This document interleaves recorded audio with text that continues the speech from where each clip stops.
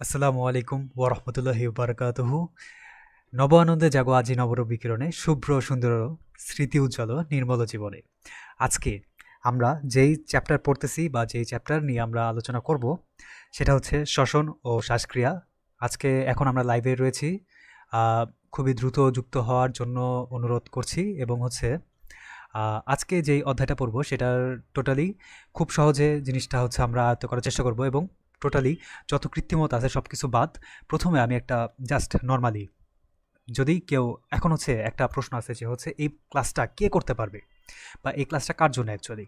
এই ক্লাসটা হচ্ছে এমন সেই সব বান্দার জন্যে বা বান্দির জন্যে, আমরা হচ্ছে জেন্ডার বৈষম্য করি না, এমন মানুষদের জন্য যারা হচ্ছে মেডিকেল অ্যাডমিশন টেস্টে জানতে চায় যে হচ্ছে এই জিনিসটা, এই অধ্যায়টার মধ্যে কি কি ইম্পর্টেন্ট আর কি কি ইম্পর্টেন্ট না।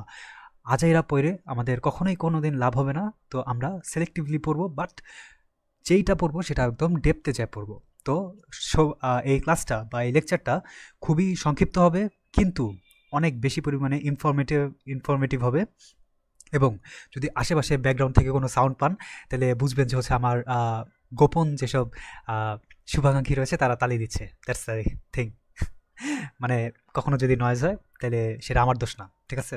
সেটা কারো একজনের দোষ, তো আমার না মেনলি। আচ্ছা, তো শুরু করতে যাচ্ছি আমাদের এই অধ্যায়টা।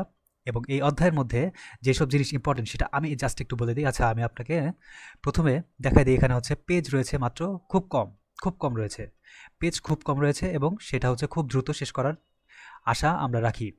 তো যুক্ত হয়ে যান, যুক্ত হয়ে যান। ওকে, ওকে, যুক্ত হয়েছেন। ওয়ালাইকুম আসসালাম। আহ, ঠিক আছে, ঠিক আছে, চলবে। আচ্ছা, আমরা হচ্ছে প্রথমে এরিয়া মার্কিংটা অনেক ইম্পর্টেন্ট, ঠিক আছে? আমরা একটা যুদ্ধে নামবো, সেই যুদ্ধে কোন দিক থেকে শত্রু আসবে আর শত্রুর কাছে কী রয়েছে সেই জিনিসটা যদি আমরা না জানি, যুদ্ধে হারবো কি জিতবো সেটা আগের পরের কথা। বাট সেইখানে একটা বড় লেভেলের একটা ইতস্তত আহ, বা থতমত খেয়ে যাওয়ার মতো একটা অবস্থা আমাদের অবশ্যই হইতেই পারে। তো সেই জিনিসটা থেকে বাদ হওয়ার জন্য আমরা হচ্ছে প্রথমে যে জিনিসগুলি জানতে চাবো বা যে জিনিসগুলি জানার চেষ্টা করবো সেটা হচ্ছে এরকম, যে এই অধ্যায় থেকে যেসব জিনিস আসবে সেটা হচ্ছে প্রথমত এই জায়গা থেকে অনেক বেশি ইম্পর্ট্যান্ট, যে এই বায়ু গ্রহণ আর ত্যাগ অঞ্চল, বায়ু পরিবহন অঞ্চল, শ্বসন অঞ্চল। আমি আপনাকে আশ্বাস দিচ্ছি, এই অধ্যায় যদি আপনি কখনো জীবনে দেখেনও না, তাও এই অধ্যায়টা সম্পূর্ণভাবে শেষ করে আমরা এই টেবিল থেকে উঠবো, কোনো কোনো কথা হবে না, ঠিক আছে? তো আমি আগে দেখাই নিই যে হচ্ছে কী কী পড়বো আমরা। ইজিলি ফার্স্টে একটা দর্শন থাকাটা আবশ্যক। এরপর এখানে হচ্ছে যেসব অঙ্গ রয়েছে সেই সব অঙ্গের কাজ কি সেটা হচ্ছে ইম্পর্টেন্ট, এবং সেই সব অঙ্গের মধ্যে বৈশিষ্ট্য বা ইম্পর্টেন্ট কী জিনিস রয়েছে সেটা হচ্ছে ইম্পর্টেন্ট। আচ্ছা, এরপর এখানে একই জিনিস আহ, তারপরে হচ্ছে এখানে বিভিন্ন, এই যে এটা হচ্ছে আমরা মেইনলি হচ্ছে প্রধান অঙ্গসমূহের কাজ, এই জিনিসটা আমরা হচ্ছে ব্রিফলি জানার চেষ্টা করব। তারপর শ্বসনতন্ত্রের কাজ, তারপর হচ্ছে এখানে আহ, কি বলে এটা, বহিঃশ্বসন এবং অন্তঃশ্বসনের মধ্যে পার্থক্য, যেটা আমরা খুব আগে থেকে জানি, তাও আমরা একটা ধাক্কা দিয়ে তারপর চলে যাব, নাথিং রং। এরপর আমরা যে জিনিসটা দেখব সেটা হচ্ছে নিঃশ্বাস প্রশ্বাস এর কার্যক্রম কিভাবে সম্পাদিত হয় বা সেটার মেকানিজমটা কি, সেই জিনিসটা আমরা দেখার চেষ্টা করবো, দ্যাটস দ্য থিং। আচ্ছা, এরপর আরে আচ্ছা, ঠিক আছে, এরকম, ঠিক আছে, একই জিনিস, সেম সেম সেম, এই জিনিসটা। এরপর যদি আমি এই জিনিসটা বলি যে এই অধ্যায়ের মধ্যে সবচেয়ে ইম্পর্টেন্ট কোন আহ, পৃষ্ঠাটা, আমি বলবো ভাইয়া এই পৃষ্ঠাটা অনেক বেশি ইম্পর্টেন্ট, কারণ এই পৃষ্ঠা থেকে কোটি কোটি বার, ঠিক আছে, লক্ষ কোটি বার পরীক্ষায় প্রশ্ন আসছে, ঠিক আছে? এখন হচ্ছে আপনি এটা মেডিকেলেও পাবেন, অবশ্যই অন্যান্য ভার্সিটিতেও পাবেন এবং আপনার কোচিংয়ের পরীক্ষাতেও পাবেন। সো এই জিনিসটা অন্য কিছু নাই পড়ি, এই জিনিসটা আমাদের মানে ঠোঁটস্থ থাকা উচিত। তো সেটা আমরা কোনো চিন্তা নেই, আমরা অটোমেটিকলি পড়ার পর এই ক্লাসের পর মনে হবে যে আপনি 100% এই অধ্যায়টা টোটালি শেষই করে ফেলছেন। তো এটা হচ্ছে আমার তরফ থেকে একটা আশ্বাস। জাস্ট ক্লাসটা করেন, খুব সীমিত সময়ের একটা ক্লাস, আর বিশ্বাস রাখেন সবার উপর, ঠিক আছে? এরপর হচ্ছে গ্যাসীয় পরিবহন এর বিষয়টা আমরা জানতে চাবো, মানে জানার চেষ্টা করব। তো এখানে কার্বন ডাইঅক্সাইড আর অক্সিজেনের মধ্যে কিভাবে পরিবহন হয় সেটা আমরা জানার চেষ্টা করব। তারপরে হচ্ছে আমরা শ্বাস সংযোগের ভূমিকা সম্পর্কে জানার চেষ্টা করব। তারপরে আর কি জানার চেষ্টা করব, আমরা হচ্ছে সাইনাস সম্পর্কে একটু জানার চেষ্টা করব। এটা হচ্ছে one of the important things in this chapter. তো এবং শ্বসননালীর বিভিন্ন সমস্যা রয়েছে, এই সমস্যাগুলির ঊর্ধ্ব শ্বাসনালীর সংক্রমণ, নিম্ন শ্বাসনালীর সংক্রমণ, এখান থেকে অনেক প্রশ্ন আসে। এই প্রশ্নগুলি আমরা অ্যাটেন্ড করার চেষ্টা করব। আচ্ছা, তারপর হচ্ছে সাইনোসাইটিসের বিভিন্ন রকমের জিনিসগুলি এবং সেটার কারণ, এটা হচ্ছে ইম্পর্টেন্ট। তারপর হচ্ছে প্রতিকার, not that much important, but it's nice to no. Otitis media এর বা মধ্যকর্ণের সংক্রমণ সম্পর্কে আমরা ব্রিফলি জানার চেষ্টা করব খুবই অল্প সময়। এবং ঘুম যদি আসে তাইলে বুঝবেন যে এই ক্লাস শেষ হওয়ার আগে আপনার কখনো ঘুম আসবে না। এটা হচ্ছে একটা কি বলা যায়, একটা মিউচুয়াল আন্ডারস্ট্যান্ডিং আমাদের মধ্যে থাকা উচিত। আচ্ছা, তারপর হচ্ছে এই অধ্যায়ে ধূমপায়ী আর অধূমপায়ীর ফুসফুসের ক্যান্সারের এক্স রে আর কি মেনলি চিত্রর পার্থক্য, নাইস টু নো অ্যাকচুয়ালি। আচ্ছা, তারপর ধূমপানজনিত জটিলতা, not that much important but it's good. আচ্ছা, তো এটা কি শেষ নাকি কি হলো? আচ্ছা, এখানে আবার 21 নম্বর পেজটা আবার কোথেকে আসলো? কাট। আচ্ছা, ঠিক আছে, কৃত্রিম শ্বাস প্রশ্বাস এটাও জানার চেষ্টা করব, নট দ্যাট মাচ ইম্পর্টেন্ট। তো এটার মাধ্যমে আমরা আমাদের অধ্যায়টা শেষ করব। তো প্রথমে আমরা একটা ব্রিফ আলোচনা দিয়ে নিলাম, এখন হচ্ছে আমরা শুরু করব আমাদের মেইন যুদ্ধ। তো সবাই একটু হাত পা ছড়ায় রেডি হয়ে যান, আজকে আমরা অনেক ভালো একটা জিনিস করার চেষ্টা করব, ঠিক আছে? আচ্ছা, সো সো শুরু হয়ে যাক আমাদের এই ক্লাসটা। আচ্ছা, মানুষের শ্বসনতন্ত্র, এই শ্বসনতন্ত্র 3 ভাগে ভাগ করা যায় তার প্রত্যেকটা অংশ বা অঞ্চল হিসেবে, ঠিক আছে? এখন হচ্ছে বায়ু গ্রহণ অঞ্চল, ত্যাগ অঞ্চল, বায়ু পরিবহন অঞ্চল এবং শ্বসন অঞ্চল। এই 3টা মুখস্থ করা খুবই কঠিন আমি বলতে পারি, কিন্তু বিষয়টা হচ্ছে এরকম যে সম্মুখ নাসারন্ধ্র, আমি এই জিনিসটা বলার চেষ্টা করতেছি যে আপনি যদি মাঝখানেরটা বলতে পারেন তাহলে আপনার 2 সাইডেরটাই কমপ্লিট হয়ে যাবে। কিভাবে? দেখেন, বায়ু পরিবহন অঞ্চল মানে সেই সব অঞ্চল যেসব অঞ্চলে বায়ু বা কার্বন ডাইঅক্সাইড, অক্সিজেন সেগুলি হচ্ছে পরিবাহিত হচ্ছে। এখন আপনার কি মনে হয় যে কি কি জিনিস আপনার এখানে পরিবহন হওয়ার কথা? ট্রাকিয়া, ব্রঙ্কাই, প্রান্তীয় ব্রঙ্কিউল, ট্রাকিয়া আর ব্রঙ্কাই। ট্রাকিয়া মানে কি? শ্বাসনালী। ব্রঙ্কাই মানে কি? ব্রঙ্কাই হচ্ছে শ্বাসের একটা অংশ। আচ্ছা দাঁড়ান, আমি হচ্ছে একটু ভিজুয়ালাইজেশনের একটা চেষ্টা করি। আচ্ছা দেখেন, ধরেন এখানে ধরেন একটা কার্বন ডাইঅক্সাইড বা অক্সিজেন, অক্সিজেন মেনলি আমরা গ্রহণ করব। তো এটা প্রথমে যাবে হচ্ছে নাসা গহ্বরের দিক দিয়ে, মানে আমাদের নাকের ছিদ্র যেটা সেটার ভিতর দিয়ে যাবে। নাকের ভিতর দিয়ে যাওয়ার সময় এখানে একটা জায়গা রয়েছে, এটাকে বলা হবে ভেস্টিবিউল, ঠিক আছে? এই জায়গাটাকে বলা হবে ভেস্টিবিউল। আচ্ছা, ভেস্টিবিউলের পর এইখান থেকে ভেস্টিবিউল পার হয়ে যখন আমরা এই নালীটায় যাব তখন সেটাকে বলা হবে নাসা গলবিল। এই গলবিল, আমাদের যে গলবিল, যেই গলবিলের মাধ্যমে আমরা হচ্ছে খাবার নিজের গলার মধ্য দিয়ে নিজের পাকস্থলীতে সরবরাহ করি, সেই গলবিলের মতো আরেকটা গলবিল রয়েছে যেটা হচ্ছে নাসা গলবিল। তো এই নাসা গলবিল মোস্টলি জিনিসটা একই, কিন্তু হচ্ছে এই নাসা গহ্বর থেকে এটা হচ্ছে কানেক্টেড হয়।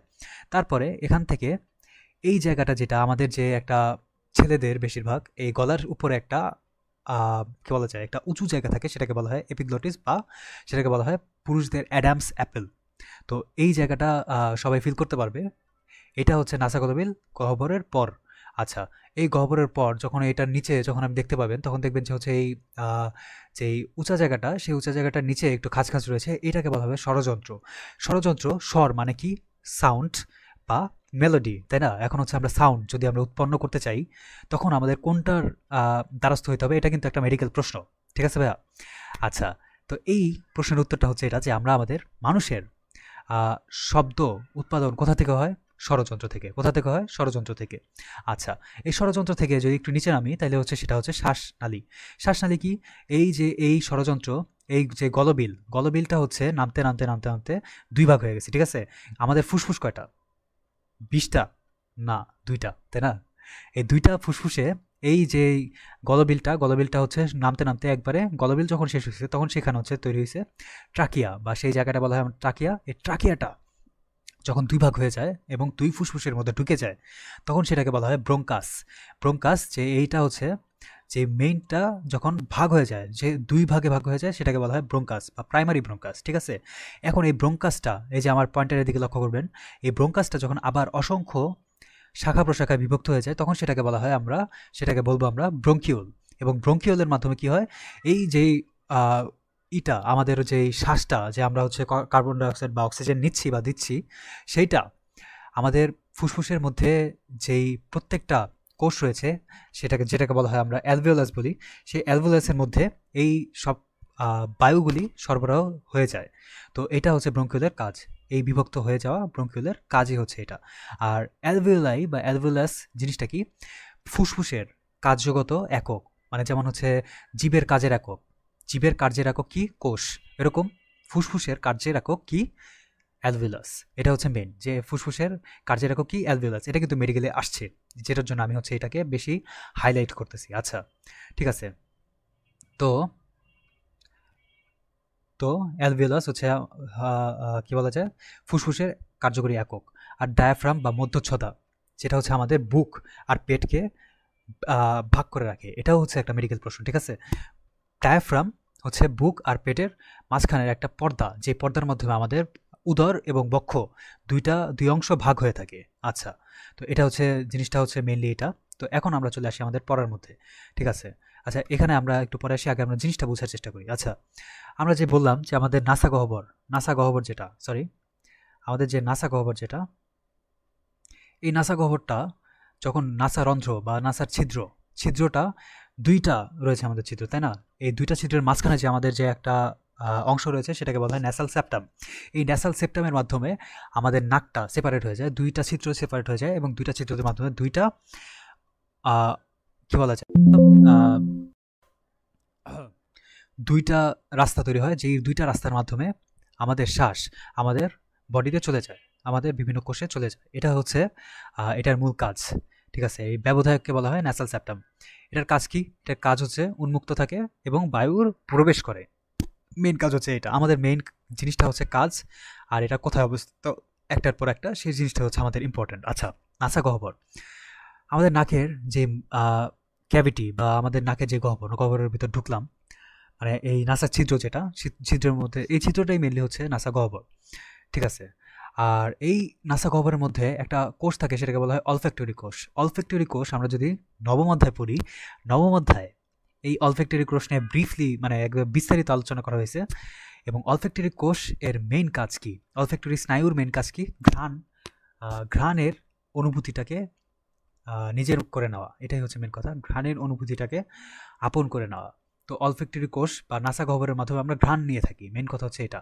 তো এটার কাজ কি হতে পারে? অলফ্যাক্টরি কোষ আছে যেহেতু, এখানে অলফ্যাক্টরি কোষ যেহেতু থাকে, তাই আমরা ঘ্রাণ উদ্দীপনা গ্রহণে সাহায্য করতে পারি নিজের মাধ্যমে। আচ্ছা, তারপরে পশ্চাৎ নাসারন্ধ্র, এই যে নাসা গহ্বর ছিদ্রটা এখান দিয়ে ঢুকলো, এখান থেকে আসলো, এবং এইখানে পশ্চাৎ মানে গলবিলের লাস্ট পর্যায়ে যেখানে গলবিলের মধ্যে উন্মুক্ত হবে, সেই জায়গাটাকে বলা হয় পশ্চাৎ নাসারন্ধ্র। এবং এটাকে আদর করে পেয়ার করে মানুষ বলে হচ্ছে এটাকে কোয়ানা। এই জিনিসটাও মেডিকেলে এসেছে। তো এই জিনিসটা ইম্পর্ট্যান্ট, যে পশ্চাৎ নাসারন্ধ্রকে আরেক নামে কি ডাকা হয়, সেটাকে বলা হচ্ছে কোয়ানা বা পশ্চাৎ নাসারন্ধ্র। এটার কাজ কি? এসব ছিদ্র বাতাস নাসা গলবিলে প্রবেশ করে। মানে এটা বললাম যে নাসা গলবিল যে এটা লাস্ট প্রান্তটা, এটার আর নাসা গহ্বরের লাস্ট প্রান্তটার নাম হচ্ছে পশ্চাৎ নাসারন্ধ্র যেহেতু, এবং সেটার মাধ্যমে যে বায়ুটা সেটা হচ্ছে ওখানে প্রেরিত হয়। That's enough. আচ্ছা, নাসা গলবিল কি? এই জিনিসটা বললাম যে হচ্ছে এটা এখানে উন্মুক্ত হবে এবং সেটা হচ্ছে ট্রাকিয়া পর্যন্ত আসবে। এটা হচ্ছে এটা নাসা গলবিলের মূল কাজ। আচ্ছা, ষড়যন্ত্র পর্যন্ত বিস্তৃত, মেনলি ষড়যন্ত্র পর্যন্ত বিস্তৃত। ষড়যন্ত্রের পরের যে অংশটাকে, যেই পরের অংশটা থাকে সেটাকে বলা হয় ট্রাকিয়া। ট্রাকিয়া মানে কি? শ্বাসনালী। ট্রাকিয়াকে বলা হয় শ্বাসনালী। আচ্ছা, ষড়যন্ত্র বা ল্যারিংস, এটা হচ্ছে 3 ধরনের তরুণাস্থি দিয়ে গঠিত: থাইরয়েড, ক্রিকয়েড এবং অ্যারিটিনয়েড। এটাকে যদি আমরা মনে রাখতে চাই, তাহলে আমাদের এটাকে বলতে হবে আমাদের একটা ছোট্ট একটা নেমোনিক্স দিয়ে আমরা মনে রাখতে পারি, সেটা হচ্ছে ক্যাট। ক্যাট, কিরে ভাই,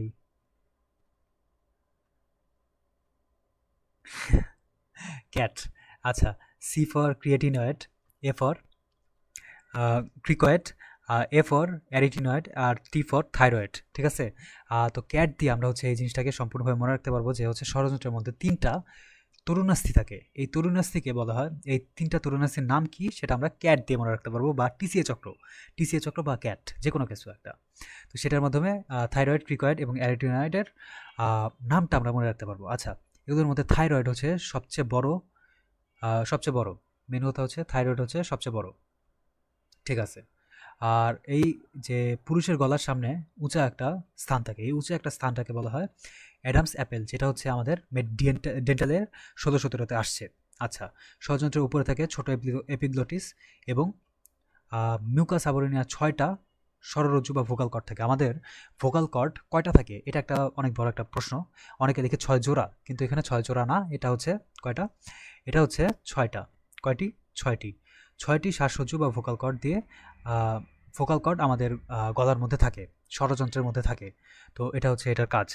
আর এটার কাজ হিসেবে আমরা যেটা বলতে পারি সেটা হচ্ছে মেইন কাজটা হচ্ছে শব্দ সৃষ্টি করা।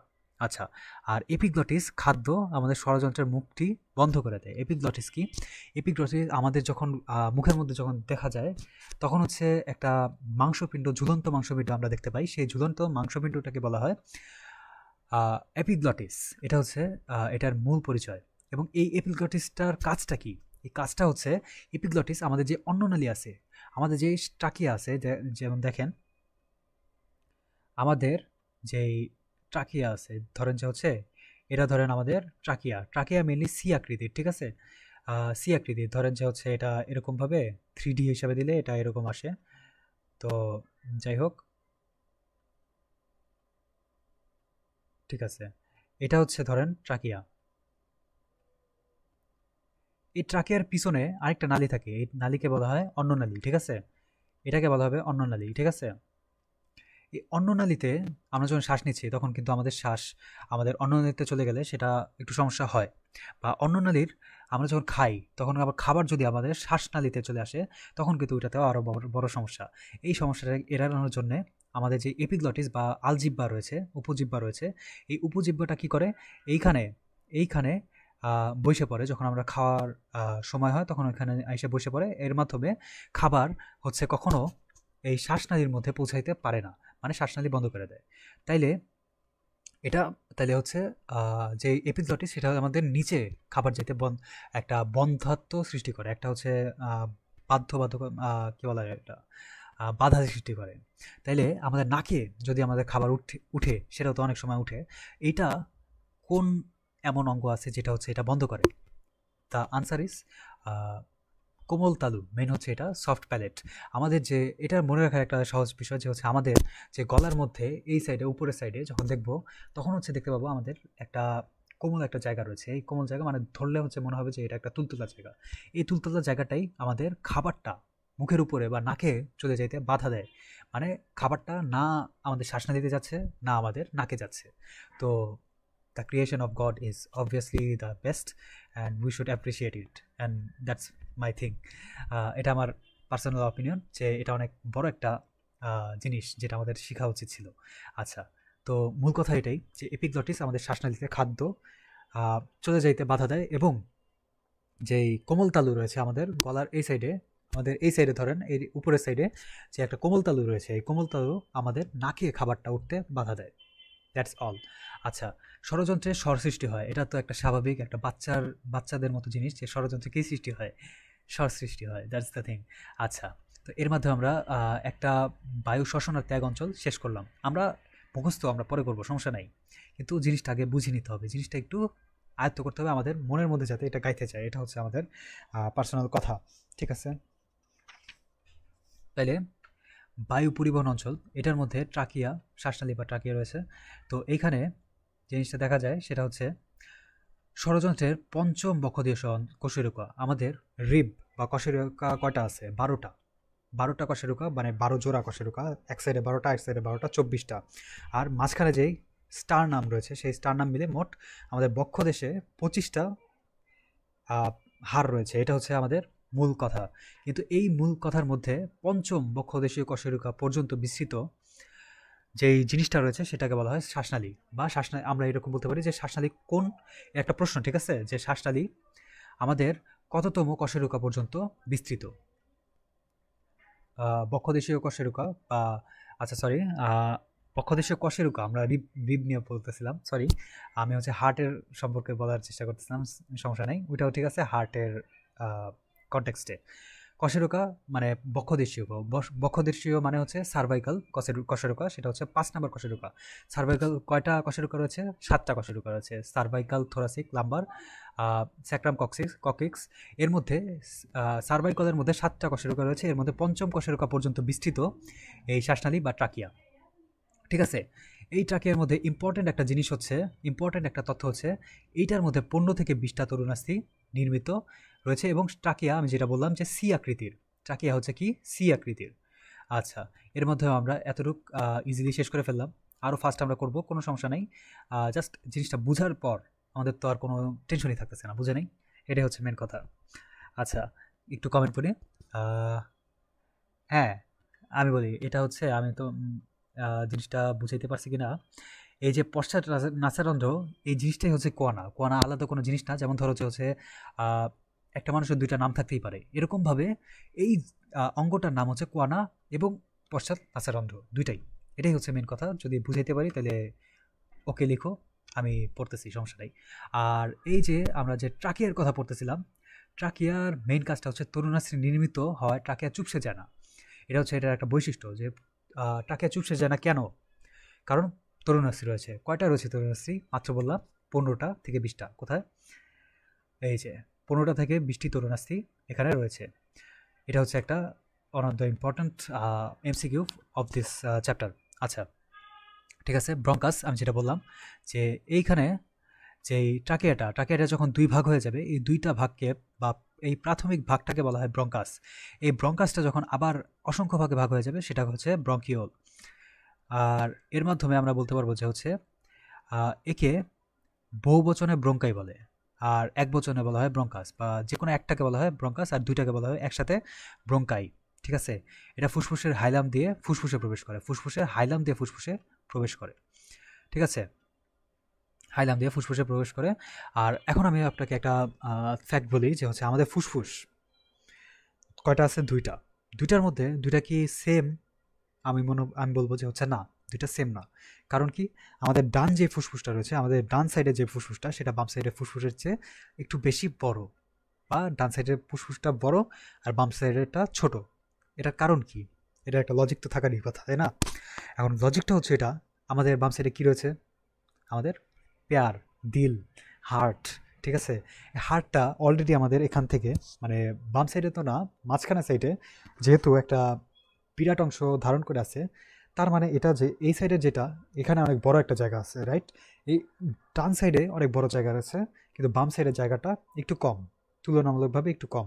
এবং সেটার জন্য বাম সাইডের বেশিরভাগ জায়গা, আই মিন টু সে বেশিরভাগ অঙ্গ, প্রত্যেকটা অঙ্গ বাম সাইডে ছোট। কিন্তু একটা ব্যতিক্রম রয়েছে, সেটা হচ্ছে কী বলা যায়, শুক্রাণু, না সরি, শুক্রাশয়। ঠিক আছে, শুক্রাশয় বা টেস্টিস। এই টেস্টিসটা হচ্ছে বাম সাইডে বড়, কিন্তু আদার যত কিছু আছে, লিভার তো একটাই আছে, কিডনি, ফুসফুস, তারপরে হচ্ছে কিডনি, ফুসফুস, এগুলি হচ্ছে সব ডান সাইডে বড়, বাম সাইডে একটু ছোট।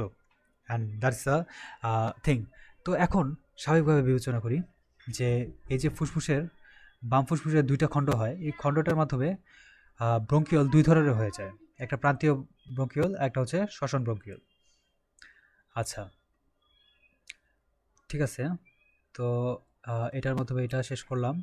এরপর একটু জিনিসটা দেখি যে হচ্ছে ফুসফুসে আমি যেটা বললাম যে দুইটা লোব থাকে, দুইটা লোব বিশিষ্ট, না সরি, ফুসফুস হচ্ছে সংখ্যায় দুইটা থাকে। ঠিক আছে, সংখ্যায় দুইটা থাকে এবং হালকা গোলাপি বর্ণের এবং স্পঞ্জের মতো নরম। তিনটা হচ্ছে 3 রকমের এমসিকিউ, মেন কথা হচ্ছে এটা। এখন বামটার বৈশিষ্ট্য যদি আমরা বলি, তাহলে হচ্ছে এটার ওজন হচ্ছে 565, আর ডানটার ওজন হচ্ছে 625 গ্রাম। Is that clear? আচ্ছা, তো আমি যেটা বললাম যে ডান সাইডে বড়, তাহলে লোবও ডান সাইডে বেশি থাকবে, সেগমেন্টও ডান সাইডে বেশি থাকবে। তো এখানে ডান সাইডে যেটা, ডান ফুসফুসে লোব হবে 3টা, কিন্তু বাম ফুসফুসে একইভাবে লোব হবে 2টা। ঠিক আছে, বাম ফুসফুসে লোব হবে 2টা, আকারে ছোট, এবং ডান ফুসফুস আকারে বড়। ঠিক আছে, ফুসফুস কয় স্তর বিশিষ্ট? এটা যদি বলি, ফুসফুসের যে পর্দা, সে পর্দাটা কয় স্তর বিশিষ্ট? সেটা হচ্ছে দ্বিস্তর বিশিষ্ট। এবং ফুসফুসের পর্দাটাকে কি বলা হয়? ফুসফুসের পর্দাটাকে বলা হয় প্লুরা। এটা হচ্ছে মেইন। আর প্লুরাকে আবার 2 ভাগে ভাগ করা যায়। ভিতরের অংশটাকে বলা হয় ভিসেরাল প্লুরা, আমরা যখন আমরা মেডিকেলে যাব তখন হচ্ছে যে জিনিসগুলি দেখতে পারবো, যেই অঙ্গগুলি যেমন হচ্ছে প্রথম দিনই আমাদের যে হাতে বিভিন্ন রকমের অঙ্গ দিয়ে দিবে, যেমন ফার্স্টলি আমাদের হার্টই মেনলি দেয়। তো এই হার্ট যখন আমাদের দিবে, সেই হার্টটাকে হার্ট বলা হয় না, সেই হার্টটাকে বলা হয় ভিসেরা, বা আমাদের বডির ভিতরের যে অংশগুলি রয়েছে সবগুলোকে বলা হয় ভিসেরা। এর মধ্যে এই জন্যে এইটাকে বলা হয়, ভিতরের পর্দাকে বলা হবে ভিসেরাল প্লুরা, আর বাইরের পর্দাকে বলা হবে প্যারাইটাল প্লুরা। প্যারাইটাল মানে বাইরের ঝিল্লি, মেন কথা হচ্ছে এটা। আচ্ছা, চলবে। আর দুই স্তরের মাঝে একটা রস তৈরি হয়, সেটাকে বলা হয় প্লিউরাল রস। আর এটার মাধ্যমে এটাই। আর আমি যেটা বললাম যে ফুসফুসের মধ্যে ডান দিকে সব কিছু বেশি থাকবে, লোব হোক বা সেগমেন্ট হোক। লোব হচ্ছে 3টা, কিন্তু হচ্ছে বাম দিকে হচ্ছে 2টা। আবার সেগমেন্টও দেখবা যে ফুসফুসের সেগমেন্ট ডান ডান ফুসফুসে 10টা, আবার বাম ফুসফুসে 8টা। তার মানে ডান ফুসফুসে বেশি। ডান ফুসফুসে কয়টা? সেগমেন্ট কয়টা? সেগমেন্ট হচ্ছে 10টা, আর বাম ফুসফুসে 8টা। এটা হচ্ছে মেন কথা। আচ্ছা, ট্রাকিয়ার এখানে হচ্ছে প্রাইমারি ব্রঙ্কাস। প্রাইমারি ব্রঙ্কাস কোনটা? যে ওই যে প্রথম যে 2 ভাগ হয়, মেইন যে 2 ভাগ, সেটাকে বলা হয় প্রাইমারি ব্রঙ্কাস। আর এটার মাঝখানে এরপর যখন হচ্ছে আবার বিভক্ত হয়ে যাবে, তখন সেটাকে বলা হবে সেকেন্ডারি ব্রঙ্কাস বা লোবার ব্রঙ্কাস। আচ্ছা, সেটা হবে। আর সেকেন্ডারি ব্রঙ্কাস থেকে টার্সিয়ারি ব্রঙ্কাস বা ফাইনাল ব্রঙ্কাস, যে এখান থেকেও ভাগ হয়ে আবার যখন আরও ক্ষুদ্র হবে, সেটাকে বলা হবে টার্সিয়ারি ব্রঙ্কাস বা সেগমেন্টাল ব্রঙ্কাস। আচ্ছা, আর এইটাকে, এই জিনিসটাকে যদি আমরা একটু ঘুরাই, তো এই জিনিসটাকে মনে হবে একটা গাছের অনেকগুলি শাখা, ঠিক আছে? এই গাছের অনেকগুলি শাখাকে মানে এরকম দেখায় বলে এই জিনিসটাকে বলা হয় শ্বসন বৃক্ষ। একটা কি বলা হয়, মেটাফরিক্যালি এই জিনিসটাকে বলা হয়। তো এখন একটু কমেন্টে যাই যে হচ্ছে আপনারা কি এই জিনিসটা কি সম্পূর্ণভাবে বুঝতে পারতেছেন? আমার কোনো পড়ানোর মধ্যে কি কোনো ত্রুটি রয়েছে? যদি আস্তে বলেন আস্তে পড়াবো, যদি জোরে বলেন ফাস্ট বলেন ফাস্ট পড়াবো। Nothing to say from my side, okay? আচ্ছা, শ্বসন এখন হচ্ছে এটা যে শ্বসন একক, এটা হচ্ছে ইম্পর্টেন্ট। শ্বসন একক, যে এইটা শ্বসন একক কোনখান থেকে কোনখান পর্যন্ত বিস্তৃত? এটার আনসার হচ্ছে এটা শ্বসন ব্রঙ্কিউল থেকে অ্যালভিওলাই পর্যন্ত। অ্যালভিওলাই বা আমাদের হচ্ছে ফুসফুসের একককে কি বলা হয়? অ্যালভিওলাই। আর শ্বসন ব্রঙ্কিউল থেকে অ্যালভিওলাই পর্যন্ত মানে অংশকে একত্রে বলা হয় শ্বসন একক। শ্বসন ব্রঙ্কিউল, ওই যে বললাম যে এটা যখন ভাগ হয়ে যাচ্ছে, এই ভাগটা থেকে একবারে ফাইনাল স্টেপ পর্যন্ত, এই ফাইনাল স্টেপ পর্যন্ত যেই অংশটা রয়েছে বা অ্যালভিওলাই রয়েছে, এখান পর্যন্ত সব কিছুকে বলা হয় শ্বসন একক। আর এখানের মধ্যেই অক্সিজেন আর কার্বন ডাইঅক্সাইড বিনিময় হয়। এটা হচ্ছে বারবার আসছে বারবার আসছে পরীক্ষায়। আচ্ছা, তো পরের বিষয়ে যাই। ফুসফুসের কাজ, ফুসফুসের মেন কাজটা কি? শ্বসন করা, এটাই। এছাড়াও এটার কিছু কাজ রয়েছে যেটা হচ্ছে বারবার আসে এবং আপনি এটা বারবার পাবেন। আচ্ছা, ইমিউনোগ্লোবিন তৈরি করে। ইমিউনোগ্লোবিন কি? একটা এটা হচ্ছে মেনলি হচ্ছে প্রতিরক্ষা রিলেটেড। তো এই জিনিসটা আমরা পরবর্তীতে জানতে পারবো, সমস্যা নেই।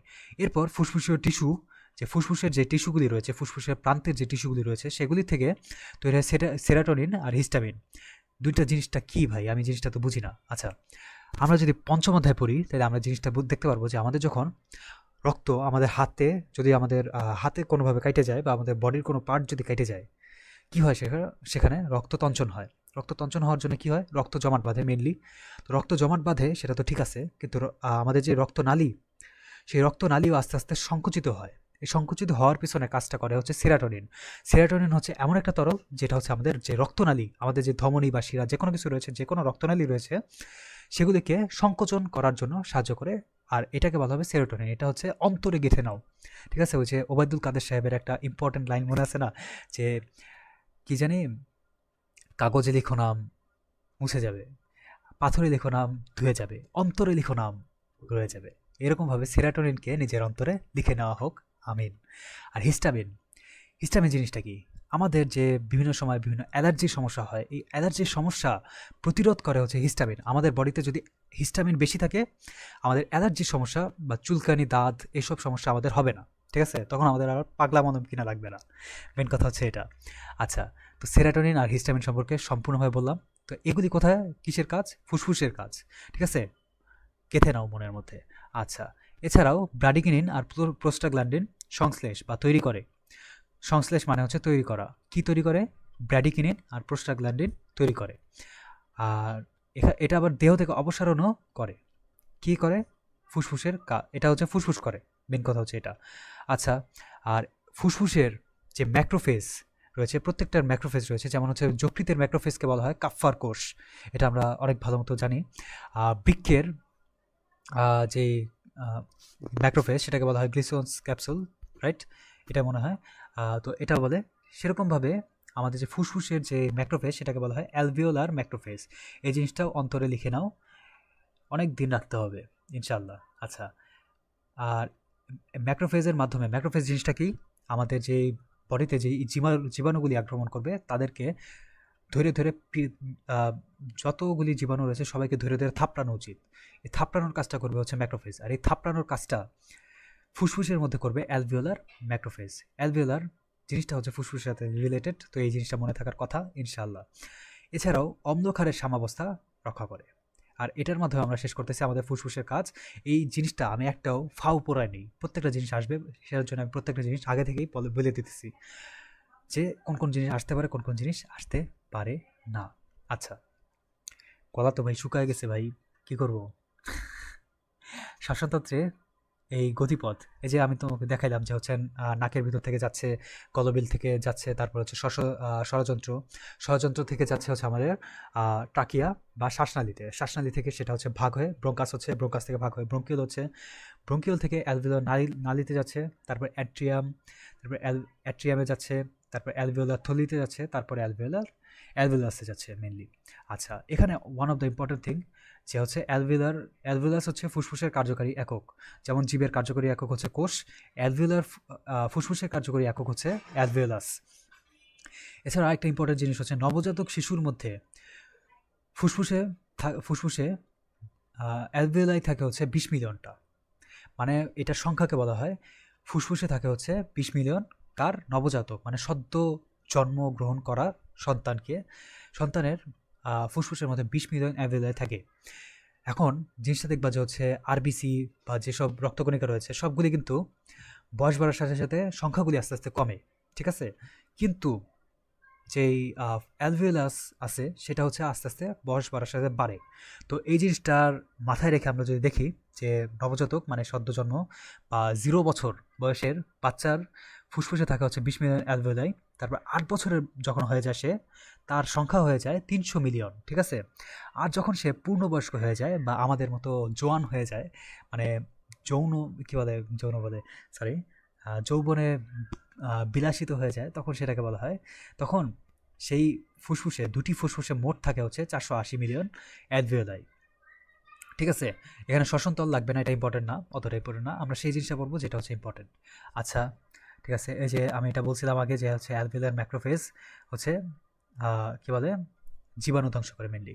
তো এই জিনিসটা আমরা আবার অন্তরে গেঁথে নিব যে হচ্ছে নবজাতক শিশুর মধ্যে 20 মিলিয়ন অ্যালভিওলাই থাকবে, 8 বছরের শিশুর মধ্যে থাকবে হচ্ছে 300 মিলিয়ন অ্যালভিওলাই, এবং পূর্ণবয়স্ক যখন হয়ে যাবে তখন হয়ে যাবে 480 মিলিয়ন অ্যালভিওলাই, ঠিক আছে? আচ্ছা, অ্যালভিওলাসের প্রাচীর আবার 2 ধরনের কোষ থাকে, ঠিক আছে? টাইপ 1 কোষ আর টাইপ 2 কোষ। টাইপ 2 কোষ থেকে, টাইপ 2 কোষ হচ্ছে ইম্পর্টেন্ট। টাইপ 1 কোষকে কী বলা হয়? টাইপ 1 কোষকে বলা হয়, আচ্ছা দাঁড়াও, টাইপ 1 কোষকে বলা হয় হচ্ছে থাইমাস, ঠিক আছে? টাইপ 1 কোষকে বলা হয় থাইমাস, এখানে লেখা নেই, আমি এখানে সাইডে লিখে নাও, ঠিক আছে? টাইপ 1 কোষকে বলা হয় থাইমাস, এবং টাইপ 2 কোষকে বলা হয় কী বলা হয়? টাইপ 2 কোষকে বলা হয় সেপ্টাল কোষ, ঠিক আছে? এখানে লেখা নাই সম্ভবত।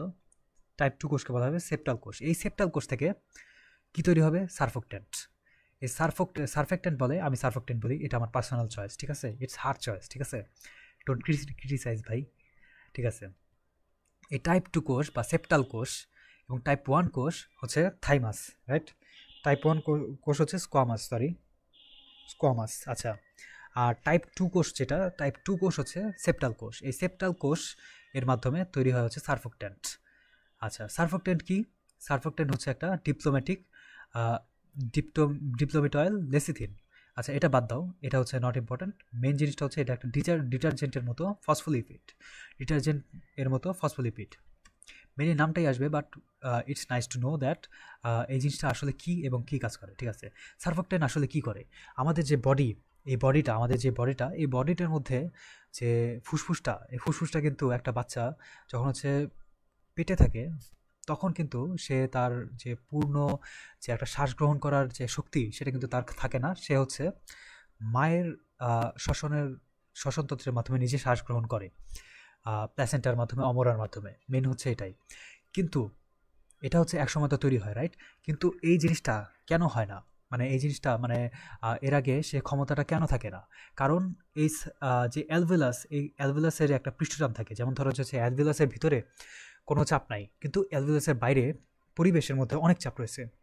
এখন যদি সেই শিশুটা পৃথিবীর বুকে অবতরণ করে বা জন্মগ্রহণ করে, যদি তার ফুসফুস অতটা সুগঠিত না হয়, তখন কি হবে? ভিতরে হচ্ছে চাপ নাই, বাইরে হচ্ছে চাপ আছে। তখন কি হবে? ভিতরে চাপ নাই, বাইরে চাপ আছে। তখন কি হবে? এই জিনিসটা চুপসায় যাবে। চুপসায় যখন যাবে তখন হচ্ছে সে শ্বাস নিতে পারবে না, সে লাং কলাপস করে মারা যাবে। এটা হচ্ছে একটা medical term, medical critical term, এটা হচ্ছে বলা যেতে পারে। তো এই জিনিসটা যাদের প্রতিরোধ করা হয়, সেটার জন্যে 23 সপ্তাহ আগে কোনো মানব ভ্রূণকে মানে অ্যাকচুয়াল মানব ভ্রূণ হিসেবে, মানে কোনো অ্যাকচুয়াল বাচ্চা হিসেবে বিবেচনা করা হয় না। কারণ 23 সপ্তাহ পর্যন্ত আমাদের যেই অ্যালভিওলাস রয়েছে, এই অ্যালভিওলাসের মধ্যে কোনো সারফোকটেন ক্ষরণ করে না। আর সারফোকটেনটি এমন জিনিস যেটা হচ্ছে এই পৃষ্ঠটান, যেটা পৃষ্ঠটানটাকে মানে সুগঠিত রাখে, মানে বাইরের পরিবেশের যে চাপ আর ভিতরের চাপ সব কিছুকে মানে একবারে প্যারালভাবে রাখে, সমান রাখে। এটা হচ্ছে এটার মেন কাজ। আর এটা 23 সপ্তাহ আগে কখনোই তৈরি হয় না, 23 সপ্তাহ থেকে শুরু হয়। এবং 24 সপ্তাহ থেকে এই মানব ভ্রূণটাকে স্বাধীন অস্তিত্বের অধিকারী গণ্য করা হয়। মেন কথা হচ্ছে এটা। 24 সপ্তাহ আগে একটা মানব ভ্রূণকে কখনো মানব হিসেবে বিবেচনা করা হয় না। 24 সপ্তাহ পরেই সেটাকে একটা মানুষ হিসেবে বিবেচনা করা হয়। কারণ তার আগে যদি সে জন্মগ্রহণ করেও, সে বাঁচার কোনো চান্স নাই। এটাই হচ্ছে মেইন এটার মূল কথা। তো এখানে শ্বসনতন্ত্রের কাজ, এটা কিন্তু আমরা পুরো ডিটেলসে পড়ছি। এখান থেকে তুমি একটা রিডিং দিতেও পারো, নাও দিতে পারো। You are almost done. তো আমাদের একটা অংশ শেষ হয়ে গেছে।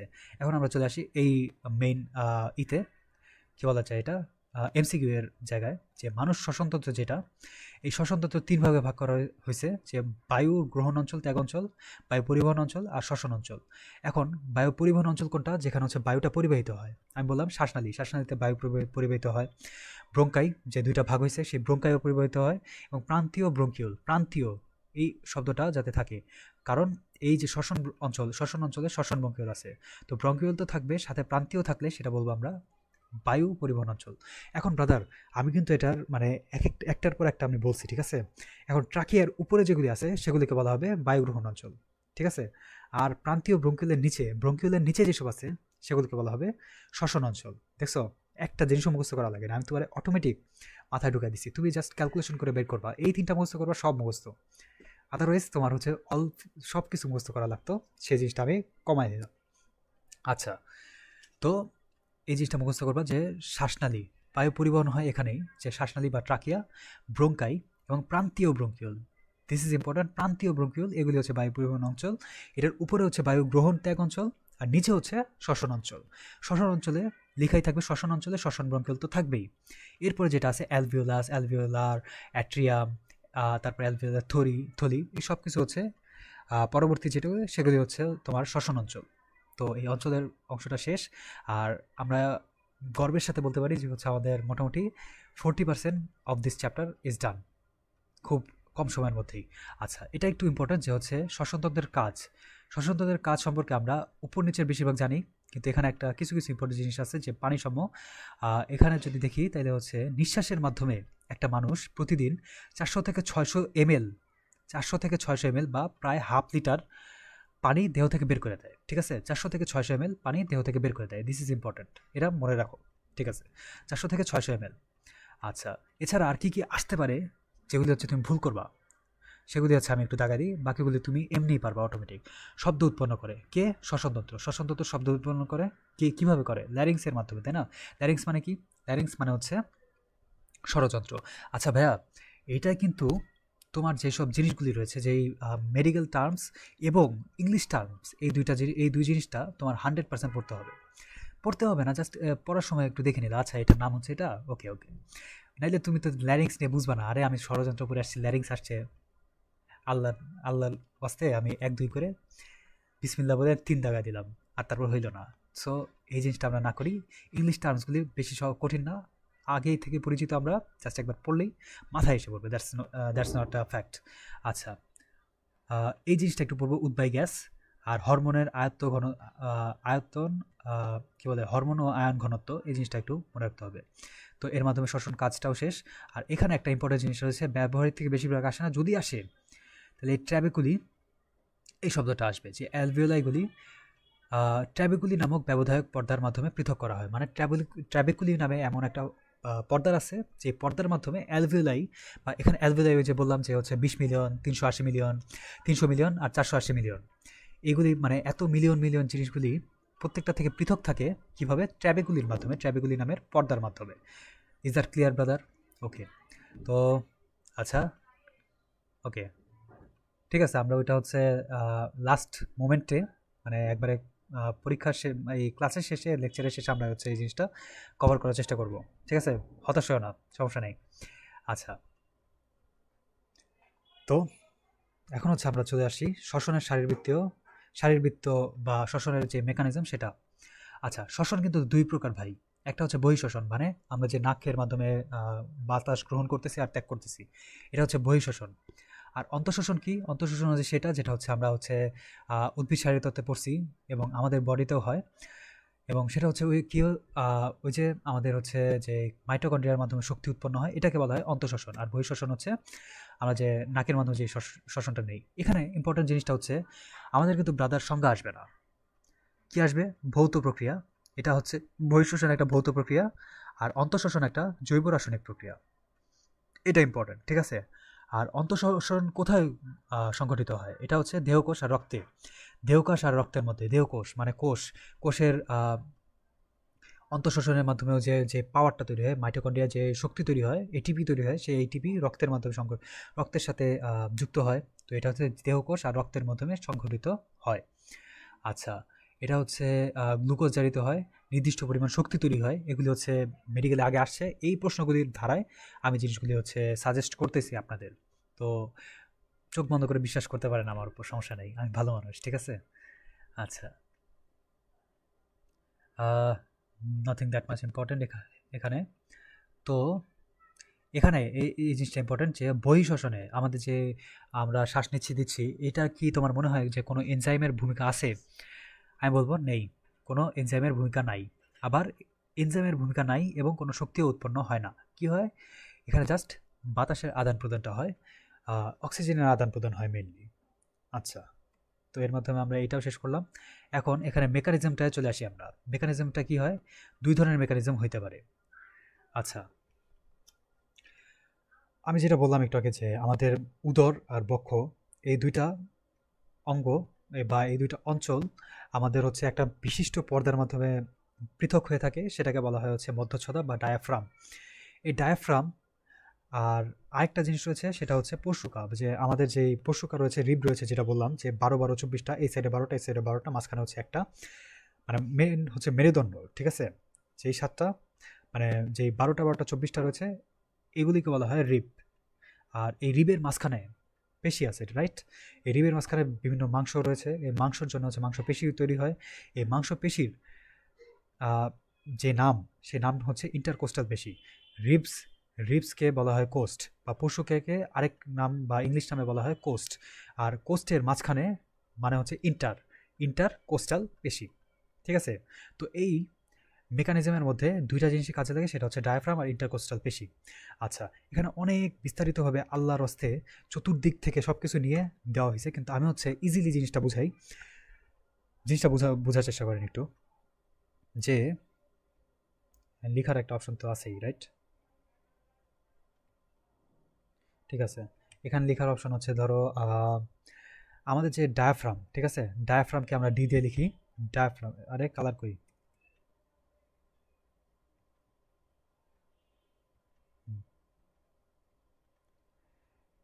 ডি দিয়ে আমরা ডায়াফ্রামকে বুঝাই। ডায়াফ্রামের মধ্যে, আচ্ছা ডায়াফ্রাম বাদ দাও, মেন হচ্ছে আমি নর্মালি এই জিনিসটা বুঝাই। আমাদের যে একটা ফ্রেনিক স্নায়ু, আমাদের এখানে দুইটা স্নায়ু কাজ করে, একটা হচ্ছে ফ্রেনিক স্নায়ু, একটা হচ্ছে ইন্টারকোস্টাল স্নায়ু, ঠিক আছে? ফ্রেনিক স্নায়ু আর ইন্টারকোস্টাল স্নায়ু। এই ফ্রেনিক স্নায়ু কোথায় কাজ করে? ডায়াফ্রামে। ফ্রেনিক স্নায়ু কাজ করে হচ্ছে ডায়াফ্রামে। ডায়াফ্রামকে ডি দ্বারা লিখি, ডায়াফ্রামে। এবং যে ইন্টারকোস্টাল স্নায়ু, ইন্টারকোস্টাল স্নায়ু আই ইকুয়াল টু আই, মানে ইন্টারকোস্টাল স্নায়ু ইন্টারকোস্টাল পেশির মধ্যে কাজ করে। তো এর মাধ্যমে বলা যায় যে হচ্ছে ফ্রেনিক স্নায়ু আর ইন্টারকোস্টাল স্নায়ু যখন উদ্দীপিত হয় তখন হচ্ছে আমাদের প্রশ্বাস হয়। প্রশ্বাস মানে কি? শ্বাস গ্রহণ। প্রশ্বাস মানে কি? শ্বাস গ্রহণ। প্রশ্বাস মানে শ্বাস গ্রহণ আর নিঃশ্বাস মানে শ্বাস ত্যাগ। নিঃশ্বাস নিঃসরণ মানে ত্যাগ, মানে জিনিসটা হচ্ছে ত্যাগের মধ্যেই তো বোঝায়, তাই না?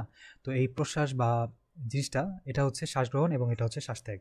আচ্ছা, আমি একটু হচ্ছে আহ, এই জিনিসটা বোঝানোর চেষ্টা করি যে হচ্ছে এই শ্বাস গ্রহণ আর শ্বাস ত্যাগ তখনই হয় যখন হচ্ছে ফ্রেনিক স্নায়ু আর এই ফ্রেনিক স্নায়ু আর ইন্টারকোস্টাল স্নায়ু, এই দুইটা স্নায়ু যখন উদ্দীপিত হয় তখন হচ্ছে আমাদের ডায়াফ্রাম নিচে চলে যায় এবং আমরা শ্বাস নেই। শ্বাস নিলে কি হয়? আমাদের বুকটা ফুলে যায় না? আমাদের বুক যখন ফুলে যায় তখন আমরা বলতে পারি আমাদের বুকের আয়তন বাড়ে, রাইট? এই বুকের আয়তন বাড়াটাই এটা হচ্ছে মেকানিজম। আবার যখন আমরা শ্বাসটা ছেড়ে দিচ্ছি, মানে নিঃশ্বাসটা নিচ্ছি বা শ্বাস ত্যাগ করতেছি, তখন কি হয়? আমাদের বডি থেকে বাতাসটা চলে যায়। তখন আমাদের বুকের যে জায়গাটা আছে, বুকের যে এরিয়াটা আছে, ভলিউমটা আছে, আয়তনটা আছে, আয়তন কিন্তু ভাইয়া কমতে থাকে। তো এই কমতে থাকাটাই হচ্ছে এই মেকানিজমকে নির্দেশ করে যে নিঃশ্বাসের সময় এই যে আয়তনটা রয়েছে এটা কমে যায়। কারণ কি? এটার কারণ হচ্ছে এই ফ্রেনিক স্নায়ু আর ইন্টারকোস্টাল স্নায়ু এই দুইটা কাজ করে না, উদ্দীপিত হয় না। যদি উদ্দীপিত হয় তখন প্রশ্বাস হবে, তখন বাতাস ঢুকবে। যখন উদ্দীপিত হবে না তখন বাতাসটা ঢুকবে না। ঢুকবে না মানে কি? বের হয়ে যাবে। মেন কথা হচ্ছে এটা। না ঢুকলে তো বের হবেই, এটাই হচ্ছে মেন কথা। বের হওয়ার জন্য কোনো মেকানিজম নাই, ঢুকার জন্য মেকানিজম আছে। ঢুকার মেকানিজমটা যদি বন্ধ হয়ে যায় তখনই কিন্তু বের হওয়ার মেকানিজম অন হয়ে যাবে। মেন হচ্ছে এটাই। তো আরেকবার রিপিট করি যে ফ্রেনিক স্নায়ু আর ইন্টারকোস্টাল স্নায়ু এটা যদি উদ্দীপিত হয় তখন সেটা হবে প্রশ্বাস বা শ্বাস গ্রহণ হবে। যদি না হয় তখন সেটাকে বলা হবে নিঃশ্বাস। তো ইজ দ্যাট ক্লিয়ার, রাইট? আচ্ছা, তো আশা করি সবাই বুঝতে পারছে। খুবই ইজিলি আমি জিনিসটা বোঝানোর চেষ্টা করছি। এখানে হচ্ছে আল্লাহর হস্তে সব কিছু লিখে দিছে, বাট মেইন জিনিসটা মানুষ বুঝতে পারবে না এখানে যে জিনিসটা কী। তো এই জিনিসটা আমি সহজে বোঝানোর চেষ্টা করছি। আচ্ছা, এখন জিনিসটা একটা একটা প্রশ্ন সবসময় থেকে যায় যে হচ্ছে আমাদের মানুষ হিসেবে আমরা কয়বার শ্বাস নিই এটা তো আমরা গুনি নাই, রাইট? তো এই গুনি নাই। তো এইটা আমাদের জন্য আজমল সাহেব আমাদের জন্য হচ্ছে আমাদের পক্ষ হয়ে লিখে দিছে, বা এটা পরীক্ষা করছে নিজে শুয়ে শুয়ে ঘুমায় ঘুমায়। মানে নিজে তো ঘুমায় নাই, নিজে হচ্ছে তার বউয়ের নাকের সামনে আঙ্গুল দিয়ে সে হচ্ছে পরীক্ষা করছে যে একটা পূর্ণবয়স্ক সুস্থ মানুষ বিশ্রাম যখন করবে তখন সে প্রতি মিনিটে 14 থেকে 18 বার শ্বাস নেবে। এটা তার বইয়ের মাধ্যমে পরীক্ষিত। তো এটার সম্পূর্ণ কৃতিত্ব তার বইয়ের। জোকস অ্যাপার্ট, আমরা যখন বিশ্রাম নেই তখন আমরা প্রতি মিনিটে 14 থেকে 18 বার শ্বাস নেই এবং শ্বাস ছাড়ি। মেন কথা হচ্ছে এটা 40 বার চক্রটা হয়। কিন্তু যদি আমরা যদি একটা বাচ্চা হই, শিশু হই, মানে অন্য কারো জানবাবু হই, এটা যদি এটা হচ্ছে মানে এটার সাথে কাউন্ট করে না। কিন্তু যদি আমরা অ্যাকচুয়ালি বাচ্চা হই, শিশু হই, শিশুদের যদি আমরা পরীক্ষা করি তখন দেখবো আমরা হচ্ছে সেখানে 40 বার এর মতোও সে হচ্ছে শ্বাস প্রশ্বাস গ্রহণ করছে। তো পূর্ণবয়স্ক হইলে আমরা 14 থেকে 18 বার শ্বাস গ্রহণ করব এবং নবজাতক হইলে আমরা হচ্ছে 40 বার এই চক্রটা সম্পন্ন করব। আর এখানে হচ্ছে এই পার্থক্য বাদ দাও, পার্থক্য ইজ নট ইম্পর্টেন্ট। এই 6 নাম্বারটা ইম্পর্টেন্ট। এই 6 নাম্বারটা পড়বো যে প্রশ্বাসের সময় অক্সিজেন কিন্তু বেশি, কিন্তু নিঃশ্বাসের সময় অক্সিজেন কম। ঠিক আছে? প্রশ্বাসের সময় 20.9%, নিঃশ্বাসের সময় 13.7%। দেখলেই আমাদের এটা মনে পড়বে, কোনো সমস্যা নাই। জাস্ট দেখি যে প্রশ্বাসের সময় অক্সিজেন বাড়বে, কারণ অক্সিজেন নিচ্ছি আমরা, রাইট? ফ্রেনিক স্নায়ু আমরা অ্যাক্টিভেট হয়ে গেছে, তখন আমরা হচ্ছে বাইরে থেকে নিচ্ছি অক্সিজেন। অক্সিজেন যখন নিচ্ছি তখন অক্সিজেনের ঘনত্ব বেড়ে গেছে, আর নিঃশ্বাস যখন ছেড়ে দিচ্ছি তখন হচ্ছে অক্সিজেনের ঘনত্ব কমে গেছে। আর কার্বন ডাইঅক্সাইড তখন কিন্তু যখন আমরা প্রশ্বাস নিচ্ছি তখন অক্সিজেন বেশি মানে কার্বন ডাইঅক্সাইড কম। কিন্তু যখন আমরা প্রশ্বাস ছাড়তেছি তখন কিন্তু কার্বন ডাইঅক্সাইড বাইরে যায়। এই কার্বন ডাইঅক্সাইড 0.04 থেকে ডাইরেক্ট যায় 5.2% হয়ে যায়। আর এটা হচ্ছে মেডিকেলে আসছে, এই যে লেখাও আছে মেডিকেল 20-21-এ আসছে। এছাড়াও আরও আরেকবার আসছে, অনেক আগেও আসছে। তো রিসেন্টলি এবারই আসছে 20-21 এর সময়। তো এটা হচ্ছে ইম্পর্টেন্ট, একটু নজর দিলেই হবে। নিঃশ্বাস প্রশ্বাস কার্যক্রম নিয়ন্ত্রণ, এখানে অত বেশি কিছু ইম্পর্টেন্ট জানার নাই। জাস্ট এটা পড়বা যে পন্সের পাশে অবস্থিত দুইটা স্নায়ুকেন্দ্র আছে, এটাকে বলা হয় নিউমোট্যাক্সিক আর অ্যানিউস্টিক। এখন ব্রাদার, আমি তোমাকে সুখবর দিতে চাই যে এই জিনিসটা তোমার মুখস্থ করা লাগবে না। এখানে আমি জাস্ট একটা ঠিক তোমাকে বলি। ধরো যে পন্স, পন্সের মাঝখানে কি আছে? এন, ন। আরে বাপ, পন্সের মাঝখানে আছে ন, ঠিক আছে? পঞ্চের মাঝখানে আছে ন। এই নয়ের ন যখন দেখবো, পঞ্চের মাঝখানে যখন ন দেখবো তখন জিনিসটা বুঝবো যে হচ্ছে এটার যে শ্বাসকেন্দ্র এটার সামনেও থাকবে ন। তো এখানে ন নিউমোট্যাক্সিক আর অ্যানিস্টিক, ঠিক আছে, ন আছে, ন এর সাথে কানেক্টেড। তো যখন অপশন দেখবো তখন আমরা এমনিই বুঝে যাব, ঠিক আছে। মেডিকেলে তো এমন দেবে না যে মুখস্থ বলবে এটা, এমন বলবে না। তো পন্স দেখবো যখন, তখন হচ্ছে এই ন দেখে আমরা চিহ্নিত করবো যে পন্সের মাধ্যমে, পন্সের মধ্যে যে শ্বাসকেন্দ্র দুইটা আছে সেটাকে বলা হয় নিউমোট্যাক্সিক এবং অ্যানিস্টিক শ্বাসকেন্দ্র। আচ্ছা, আরেকটা নাম দেওয়া আছে ব্রাদার, আরেকটা জায়গার নাম দেওয়া আছে। পন্স তো আছেই, পন্স হচ্ছে আমাদের ব্রেনের একটা অংশ, আর মিডল অফ ব্রেনের একটা অংশ। এই অংশে দুইটা শ্বাসকেন্দ্র আছে, এটাকে বলা হয় প্রশ্বাস কেন্দ্র আর নিঃশ্বাস কেন্দ্র, রাইট? প্রশ্বাস কেন্দ্র এবং নিঃশ্বাস কেন্দ্র। আচ্ছা, তো দিস ইজ ইম্পর্টেন্ট, আর এখান থেকেও প্রশ্ন আসবে, কোনো সমস্যা নেই, এখান থেকেও প্রশ্ন আসবে। আর এগুলি অত ইম্পর্টেন্ট না, এটা আমি মাত্র পড়াইলাম যে কীভাবে এই হইলো। আচ্ছা, পরীক্ষা এই ক্লাসটা শুরু হওয়ার আগে আমি কিন্তু একটা অ্যানাউন্সমেন্ট করছিলাম যে এই অধ্যায়ের মধ্যে এই যেই 3-4টা লাইন আছে এগুলি কিন্তু সবচেয়ে ইম্পর্টেন্ট। আচ্ছা, তো এখানে দেখা যাচ্ছে যে এখানে যে জিনিসগুলো বলা আছে যে আমরা যখন হাঁচি দেই, এই হাঁচি দেওয়ার সময় যেই স্নায়ুটা কাজ করে সেটা হচ্ছে অলফ্যাক্টরি স্নায়ু। আর আর যে কাশি দেই, বা আমরা যে কাশি দেই বা কফিং, আর হাঁচি মানে স্নিজিং। তো কাশি যখন দেয় তখন সেটা হচ্ছে ভ্যাগাস স্নায়ুর মাধ্যমে এটা হচ্ছে উদ্ভব ঘটে, এই প্রতিক্রিয়ার উদ্ভব ঘটে। আচ্ছা, আর গ্লসোফেরেঞ্জিয়ালের মাধ্যমে আমরা হচ্ছে গলবিলীয় বা গ্যাগ প্রতিবর্তী ক্রিয়া সৃষ্টি হয়, এটা হচ্ছে মেন কথা। তো এটা হচ্ছে কোনো কী বলা যায় এক্সপ্লেনেশন আমি বলবো না, কারণ এটা হচ্ছে একটু মুখস্থের বিষয়। তো এটা আমরা এমনি মুখস্থ করবো যে হাঁচি অলফ্যাক্টরি, কাশি ভ্যাগাস, আর গলবিলীয় বা গ্যাগ প্রতিবর্তী হচ্ছে গ্লসোফ্যারেঞ্জিয়াল স্নায়ু। তো গ দিয়ে গ্যাগ আর গ্লসোফ্যারেঞ্জিয়াল, গ দিয়ে আমরা হচ্ছে চিহ্নিত করতে পারবো। কাটিয়ে দিলাম। গ্যাগ বা গ্লসোফ্যারেঞ্জিয়াল, এটার মাধ্যমে আমরা হচ্ছে এটার চিহ্নিতকরণ করাটা সম্পন্ন করতে পারবো। আচ্ছা, যাই হোক, ঠিক আছে।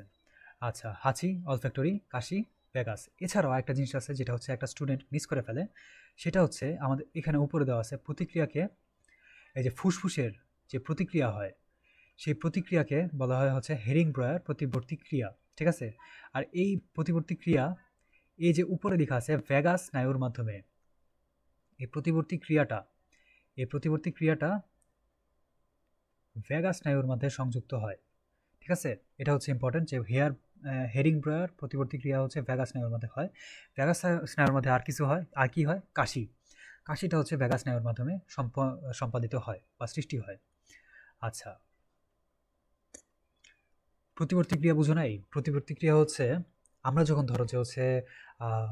ধরো সাপোজ তুমি রাস্তা দিয়ে যাইতেছো আরাম করে বিকালে, মানে যাইতেছো হাঁটতে হাঁটতে আরামসে মনে খুশিতে, হঠাৎ দেখলা তোমার পিছে একটা কুকুর এসে দৌড় দেওয়া শুরু করলো।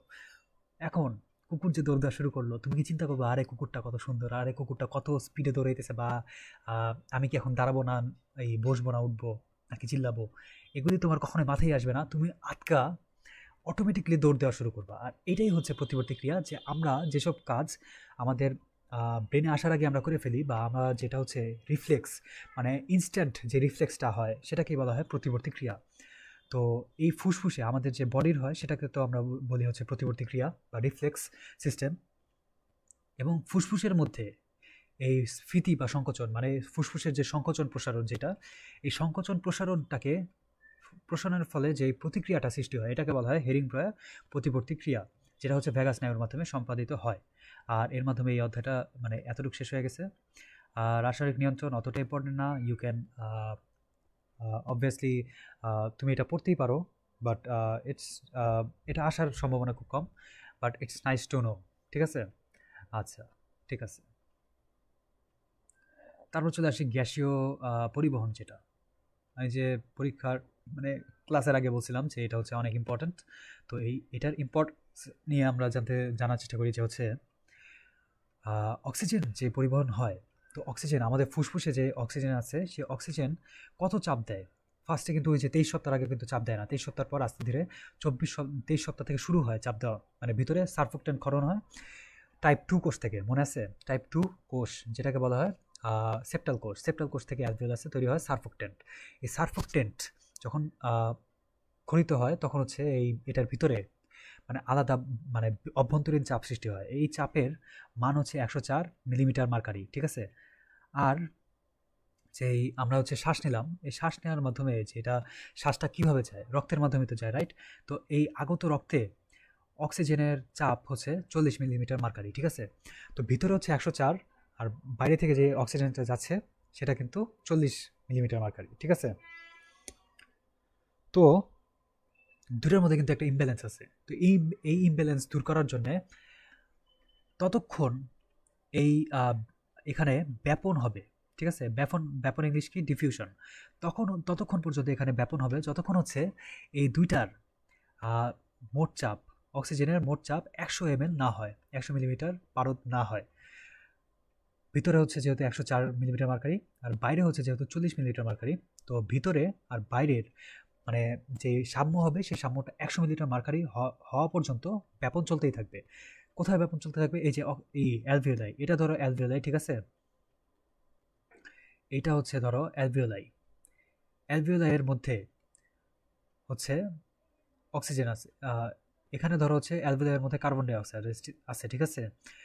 এখান থেকে অক্সিজেন আসতেছে আসতেছে আসতেছে, এই অক্সিজেনের যে চাপ, সেই চাপ হচ্ছে 40 মিলিমিটার মার্কারি। আর ভিতরে অক্সিজেনের যে চাপ সেটা হচ্ছে 100 মিলিমিটার মার্কারি। তো এটার জন্য হচ্ছে ব্যাপন হয়ে এই অক্সিজেনগুলি এখানে যাবে, আর এখান থেকে কার্বন ডাই অক্সাইড এখানে আসবে, এবং ততক্ষণ পর্যন্ত এটা চলবে যতক্ষণ পর্যন্ত অক্সিজেনের চাপ 100 মিলিমিটার মার্কারি না হয়, ততক্ষণ পর্যন্ত এই অ্যালভিওলাসের শ্বসন চলতেই থাকবে, মানে এখানে অক্সিজেন নেওয়া চলতেই থাকবে। And that's important. আচ্ছা, তো এই যে পরিবহনটা হয়, এই পরিবহনটার কিছু পার্সেন্টেজ রয়েছে, সেই পার্সেন্টেজ আমাদের একটু জানতে হবে। মেইনলি এই 100 ml-এর মধ্যে 2 পয়েন্ট থেকে 3 পয়েন্ট এগুলি অতটা ইম্পর্টেন্ট না। মেইন ইম্পর্টেন্ট হচ্ছে এই ভৌত দ্রবণ রূপে 2%, 0.2 বা 0.3, এটা হচ্ছে 2%। এই সাইডে লিখে নিবা যে যে ভৌত ইতে আমরা হচ্ছে এটা জাস্ট 2% হয়, ঠিক আছে? 2% হয়। আর রাসায়নিকভাবে রাসায়নিকভাবে এখানে হবে 98%। রাসায়নিকভাবে হবে এটা 98%, ঠিক আছে? আচ্ছা, এর মধ্যে আমরা অক্সিজেনের পরিমাণটা শেষ করে ফেললাম। এখন হচ্ছে চলে আসি আমরা কার্বন ডাইঅক্সাইড পরিবহনে। এটাও তেমন কিছু ইম্পর্টেন্ট নাই। যে জিনিসটা ইম্পর্টেন্ট, এই যে ভৌত, যেটা ভৌতটা হবে, আগেটা ছিল 2%, এখন এটা হবে, ভৌতটা হবে 5%, ঠিক আছে? কার্বন ডাইঅক্সাইড যখন পরিবহন হবে তখন ভৌতভাবে 5% পরিবহন হবে। আর এই জিনিসটা ইম্পর্টেন্ট, এই কী বলা যায়, এই যে সংকেতটা বা এই যে সমীকরণটা, এটা ইম্পর্টেন্ট। আর এটার মধ্যে এই যে মাঝখানে যেটা, এখানে কিন্তু একটা কী বলা হয়, এনজাইম কাজ করবে। এই এনজাইমের নাম হচ্ছে কার্বনিক অ্যানহাইড্রেস। এই জিনিসটা একটু অন্তরে গেঁথে ফেলো, ঠিক আছে? H2 আর কী বলে এটা, H2O আর কার্বন ডাইঅক্সাইড মিলে হচ্ছে কার্বনিক অ্যাসিড তৈরি করতেছে, আর মাঝখানে যে এনজাইমটা কাজ করতেছে প্রবাহক হিসেবে সেটা হচ্ছে কার্বনিক অ্যানহাইড্রেস। তো এটাও মনে রাখার চেষ্টা করি। আচ্ছা, আর এটা ইম্পর্টেন্ট, এটা হচ্ছে MAT 2324 এ আসছিল যে হচ্ছে এই যে এই প্রশ্নটা এরকম যে হচ্ছে আমাদের যে কার্বন ডাইঅক্সাইড আছে সেটা কোন গ্রুপের সাথে সংযুক্ত হয়। প্রশ্নের উত্তর হচ্ছে অ্যামিনো গ্রুপ। অনেকে লিখবে কার্বক্সিল গ্রুপ, অনেকে লিখবে হচ্ছে CHO গ্রুপ, অনেক অপশন থাকতেই পারে, কিন্তু মেইন অপশনটা হচ্ছে অ্যামিনো গ্রুপ বা NH2, এই গ্রুপের সাথে এটা হচ্ছে যুক্ত হবে। আচ্ছা, কার্বমিনো যৌগরূপে এটা হচ্ছে 27% হবে। কার্বমিনো যৌগরূপে এটা হবে 27%। এটা অন্যান্য বই আছে, আমার কাছে মুখস্থ আছে, অন্যান্য বইও আমি পড়ছি। জাস্ট আমি হচ্ছে তোমাকে সব কিছু একসাথে নিয়ে খাওয়াই দিচ্ছি। তো হোপ ইউ উইল আন্ডারস্ট্যান্ড যে এটা হচ্ছে 27% এখানে হবে। 27% হবে কার্বামিনো যৌগরূপে। কার্বামিনো যৌগ কোনটা, এটা হচ্ছে একটা বিষয় যে হচ্ছে অ্যামিনো গ্রুপের সাথে যুক্ত হয়ে কার্বন ডাইঅক্সাইড কার্বামিনো হিমোগ্লোবিন হিসেবে গঠন করবে। যে লোহিত কণিকা হিমোগ্লোবিনের সাথে যুক্ত হবে, ঠিক আছে? গ্লোবিনের সাথে বা প্রোটিনের সাথে যুক্ত হবে এবং কার্বামিনো গ্লোবিন তৈরি হবে। এটা হচ্ছে ইম্পর্টেন্ট। আচ্ছা, এই যে প্লাজমা প্রোটিনের সাথে সরাসরি যুক্ত হবে এবং কার্বামিনো প্রোটিন তৈরি করবে। ওকে, আর এই যে যেটা বললাম যে 27 ভাগ কার্বামিনো যৌগরূপে পরিবাহিত হয়, তো এটা এই বইও আছে। আচ্ছা, তো এটা ইম্পর্টেন্ট না। এই যে এখানে আবার একটু ইম্পর্টেন্ট জিনিস রয়েছে, এই যে বাইকার্বনেট রূপে 65% পরিবাহিত হয়, এটা হচ্ছে ইম্পর্টেন্ট। কারণ কি, বাইকার্বনেট হচ্ছে সবচেয়ে বেশিভাবে কার্বন ডাইঅক্সাইডটা পরিবহন হয়। বাইকার্বনেট মানে কি, এই যে সোডিয়াম বাইকার্বনেট আর পটাশিয়াম বাইকার্বনেট, এখন দুইটা কোথায় থাকে সেটা একটা ইম্পর্টেন্ট। আচ্ছা, তুমি দেখবে এখানে পটাশিয়াম বা কে, কে দিয়ে আমরা কি বুঝাইতে পারি, কে দিয়ে কণিকা বুঝাইতে পারি। তো এখানে আছে কণিকা। তো এর মানে এটা বলতে পারি যে কেইচ CO3 বা পটাশিয়াম বাইকার্বনেটের মাধ্যমে লোহিত কণিকা, লোহিত কণিকার মাধ্যমে পরিবাহিত হয়, এবং সোডিয়াম বাইকার্বনেটের মাধ্যমে প্লাজমার মাধ্যমে পরিবর্তিত হয়। এটা হচ্ছে এটার মূল কথা, আর এটা হচ্ছে অনেক বেশি পরিমাণে আসছে আর ভবিষ্যতে আসবে। তো এটা হচ্ছে important, that's kind of important.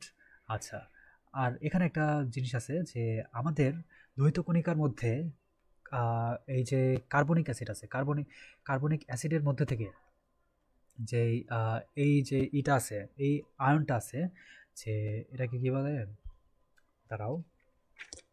আচ্ছা, HCO3 যে আয়নটা আছে, এই আয়নটা যখন বের হয়ে যাবে সাথে সাথে ক্লোরাইড আয়ন ঢুকে যাবে। এই ক্লোরাইড আয়ন যে মানে শিফট হয়ে যাচ্ছে, এই শিফট হয়ে যাওয়াকে বলা হয় ক্লোরাইড শিফট।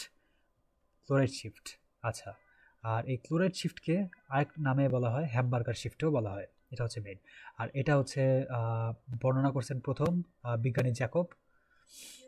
বিজ্ঞানী জ্যাকব করছেন। এটা not important, but the important is এটা মানে কোনটা বেরোচ্ছে আর কোনটা ঢুকতেছে। ঢুকতেছে কি, ক্লোরাইড। কার পরিবর্তে, এই যে বাইকার্বনেটের আয়নের পরিবর্তে। ঠিক আছে, আচ্ছা। তো এতটুকু শেষ। আর কি আছে পড়ার, নট দ্যাট ইম্পর্টেন্ট। এটা তুমি রিডিং পড়তেও পারো। আর এটা তো আমরা বললামই যে এটা বহিঃশোষণ হচ্ছে ভৌত, আর অন্তঃশোষণ হচ্ছে জৈব রাসায়নিক। আচ্ছা, শ্বসনের শ্বাসসংযোগের যে ভূমিকা, এটা কিন্তু অপরিসীম। ঠিক আছে, এমন মানে জিনিসগুলি বলা যেতেই পারে এটা ফান ওয়ে। আচ্ছা, আর বেশি সময় নেই আমাদের ক্লাসের, আর মাত্র ধরো 10 থেকে 15 মিনিটের মধ্যে ক্লাস শেষ হবে ইনশাল্লাহ। আচ্ছা, মেরুদণ্ডী প্রাণী বা মেরুদণ্ডী প্রাণীদের মধ্যে যেই যে রঞ্জকটা থাকে, শ্বাসসংযোগটা থাকে, এটাকে বলা হবে হিমোগ্লোবিন। ঠিক আছে, আর হিমোগ্লোবিন কোন রঙের, লাল রঙের। এটা হচ্ছে ইম্পর্টেন্ট। আচ্ছা, এটা সবাই জানি, কিন্তু এর পরবর্তীতে দেখা যাবে যে মলাস্কা আর আর্থ্রোপোডা, ঠিক আছে, মলাস্কা আর আর্থ্রোপোডার মধ্যে থাকবে হচ্ছে হিমোসায়ানিন। হিমোসায়ানিন হচ্ছে নীল রঙের, সায়ানিন মানে হচ্ছে নীল, আর হিমোসায়ানিন মানে হচ্ছে নীল রং। ঠিক আছে, এটা এই রঞ্জকটা থাকবে কোথায়, মলাস্কার আর আর্থ্রোপোডা। এটাকে তুমি সংক্ষেপে লিখতে পারবা মা, MA, মা, বা MA ডিগ্রি। ঠিক আছে, এটার মাধ্যমে তুমি মনে রাখতে পারবা যে M ফর মলাস্কা আর A ফর আর্থ্রোপোডা। এটার মাধ্যমে এটা বুঝতে পারবা যে হচ্ছে এই দুটার মধ্যে হিমোসায়ানিন রঞ্জকটা রয়েছে। আচ্ছা, এছাড়া ইরিথ্রিন নামে একটা রঞ্জক রয়েছে, সেটা সেটা হচ্ছে কোন কালারের, গোলাপি বেগুনি। হিমোএরিথ্রিন গোলাপি বেগুনি। আর আরেকটা আছে ক্লোরোকুইন। আর তুমি এই জিনিসটা মানে গেস করতেই পারো যে ক্লোরিন হচ্ছে কোন কালারের। অবশ্যই ক্লোরো মানে হচ্ছে সবুজ, তো এখানে সবুজ কালারের ক্লোরোকুইন থাকে। ক্লোরোকুইন থাকে। এই বর্ণটা ইম্পর্টেন্ট। কোথায় ইম্পর্টেন্ট, এটা হচ্ছে এভাবে হচ্ছে এই জিনিসটা পড়া মানে সুবিধার মনে হবে। আচ্ছা, তো এই জিনিসটা ইম্পর্টেন্ট যে হচ্ছে পূর্ণবয়স্ক মানুষের রক্তে 4 থেকে 5 গ্রাম লৌহ থাকে। এটা হচ্ছে ইম্পর্টেন্ট। আরেকটা ইম্পর্টেন্ট জিনিস হচ্ছে হিম আর গ্লোবিনের অনুপাত হচ্ছে 1:25। ঠিক আছে, হচ্ছে হিম যদি থাকে একটা, গ্লোবিন থাকে 25টা, তো গ্লোবিন সবসময় থাকবে বেশি। ঠিক আছে, এখন তোমাকে এটা ঘুরায় দিতে পারে যে হিম আর গ্লোবিনের অনুপাত হচ্ছে 1:25, তাহলে গ্লোবিন আর হিমের অনুপাত কত, অবশ্যই 25:1। ঠিক আছে, এটা হচ্ছে ইম্পর্টেন্ট। আচ্ছা, আর আরেকটা জিনিস বলতে পারি যে যদি হিম থাকে একটা, তাহলে গ্লোবিন থাকবে 25টা। আর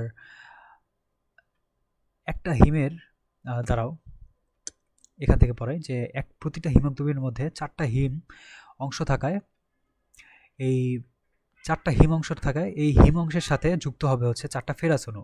ফেরাস অণুর সংকেত কি, Fe2+, নট 3+। 3+ হলে সেটা কিন্তু ফেরিক, আর ফেরাস মানে কি Fe2+। তো 4টা হিম যে থাকবে, একটা হিমোগ্লোবিনের মধ্যে 4টা হিম থাকবে, তো 4টা হিম 4টা হাত দিয়ে 4টা ফেরাস আয়নকে ধরবে। তো এই 4টা ফেরাস আয়নকে যে ধরবে, তো এই ফেরাস আয়ন যে ধরবে, সেই ফেরাস আয়ন আবার অক্সিজেন, 4টা অক্সিজেন যুক্ত করতে পারে, বা 4 অণু অক্সিজেন যুক্ত করতে পারবে।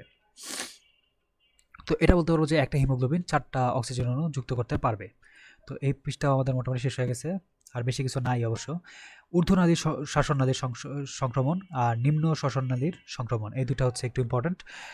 এখন ঊর্ধ্বনালী কোনটা, নিম্ন শ্বাসনালী কোনটা, এটা কিন্তু তোমাকে আগেই বলা হয়েছে যে এই ষড়যন্ত্রের উপরে যেটা সেটা হচ্ছে ঊর্ধ্ব, এমনকি ষড়যন্ত্রও নিজেও হচ্ছে নিজেও হচ্ছে ঊর্ধ্ব শ্বাসনালীর অংশ। আর ষড়যন্ত্রের নিচে বা এই যে অ্যাডামস অ্যাপেলের নিচে যেসব অংশ সেগুলিকে বলা হবে নিম্ন শ্বাসনালী, ঠিক আছে?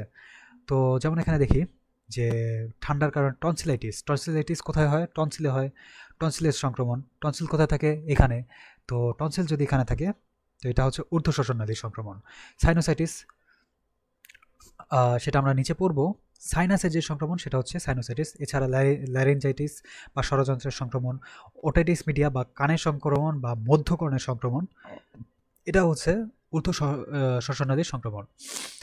এছাড়া এখানে হচ্ছে নিম্ন শ্বাসনালীর সংক্রমণ হচ্ছে আরও বেশি ইম্পর্ট্যান্ট, যে ফ্লু, এই ফ্লুটা শ্বাসনালীর সংক্রমণ কিন্তু। আবার নিউমোনিয়া হচ্ছে ফুসফুসের সংক্রমণ। যক্ষা বা টিউবারকুলোসিস বা যক্ষা, মেনলি হচ্ছে যক্ষাটা হচ্ছে ফুসফুসের দীর্ঘস্থায়ী সংক্রমণ। আর ব্রঙ্কাইটিস হচ্ছে শ্বাসনালীর সংক্রমণ। এটা হচ্ছে ইম্পর্ট্যান্ট। তো মেইন জিনিসটা হচ্ছে এটা, যে ফ্লু আর ব্রঙ্কাইটিস এই দুটো হচ্ছে শ্বাসনালীর সংক্রমণ হিসেবে বলা যেতে পারে। এছাড়া নিউমোনিয়া হচ্ছে ফুসফুসের সংক্রমণ, আর যক্ষা হচ্ছে ফুসফুসেরই সংক্রমণ কিন্তু দীর্ঘস্থায়ী সংক্রমণ। I think that's clear. আচ্ছা, এবার যদি আসি আমরা সাইনোসাইটিসে, আমরা একবারও ব্রেক নিচ্ছি না, গলা শুকায় গেছে পুরাই, তাও আমরা মানে পিচের মধ্যে ডাইটে আছি যাতে আমাদের টোটাল এটা শেষ হয়ে যায়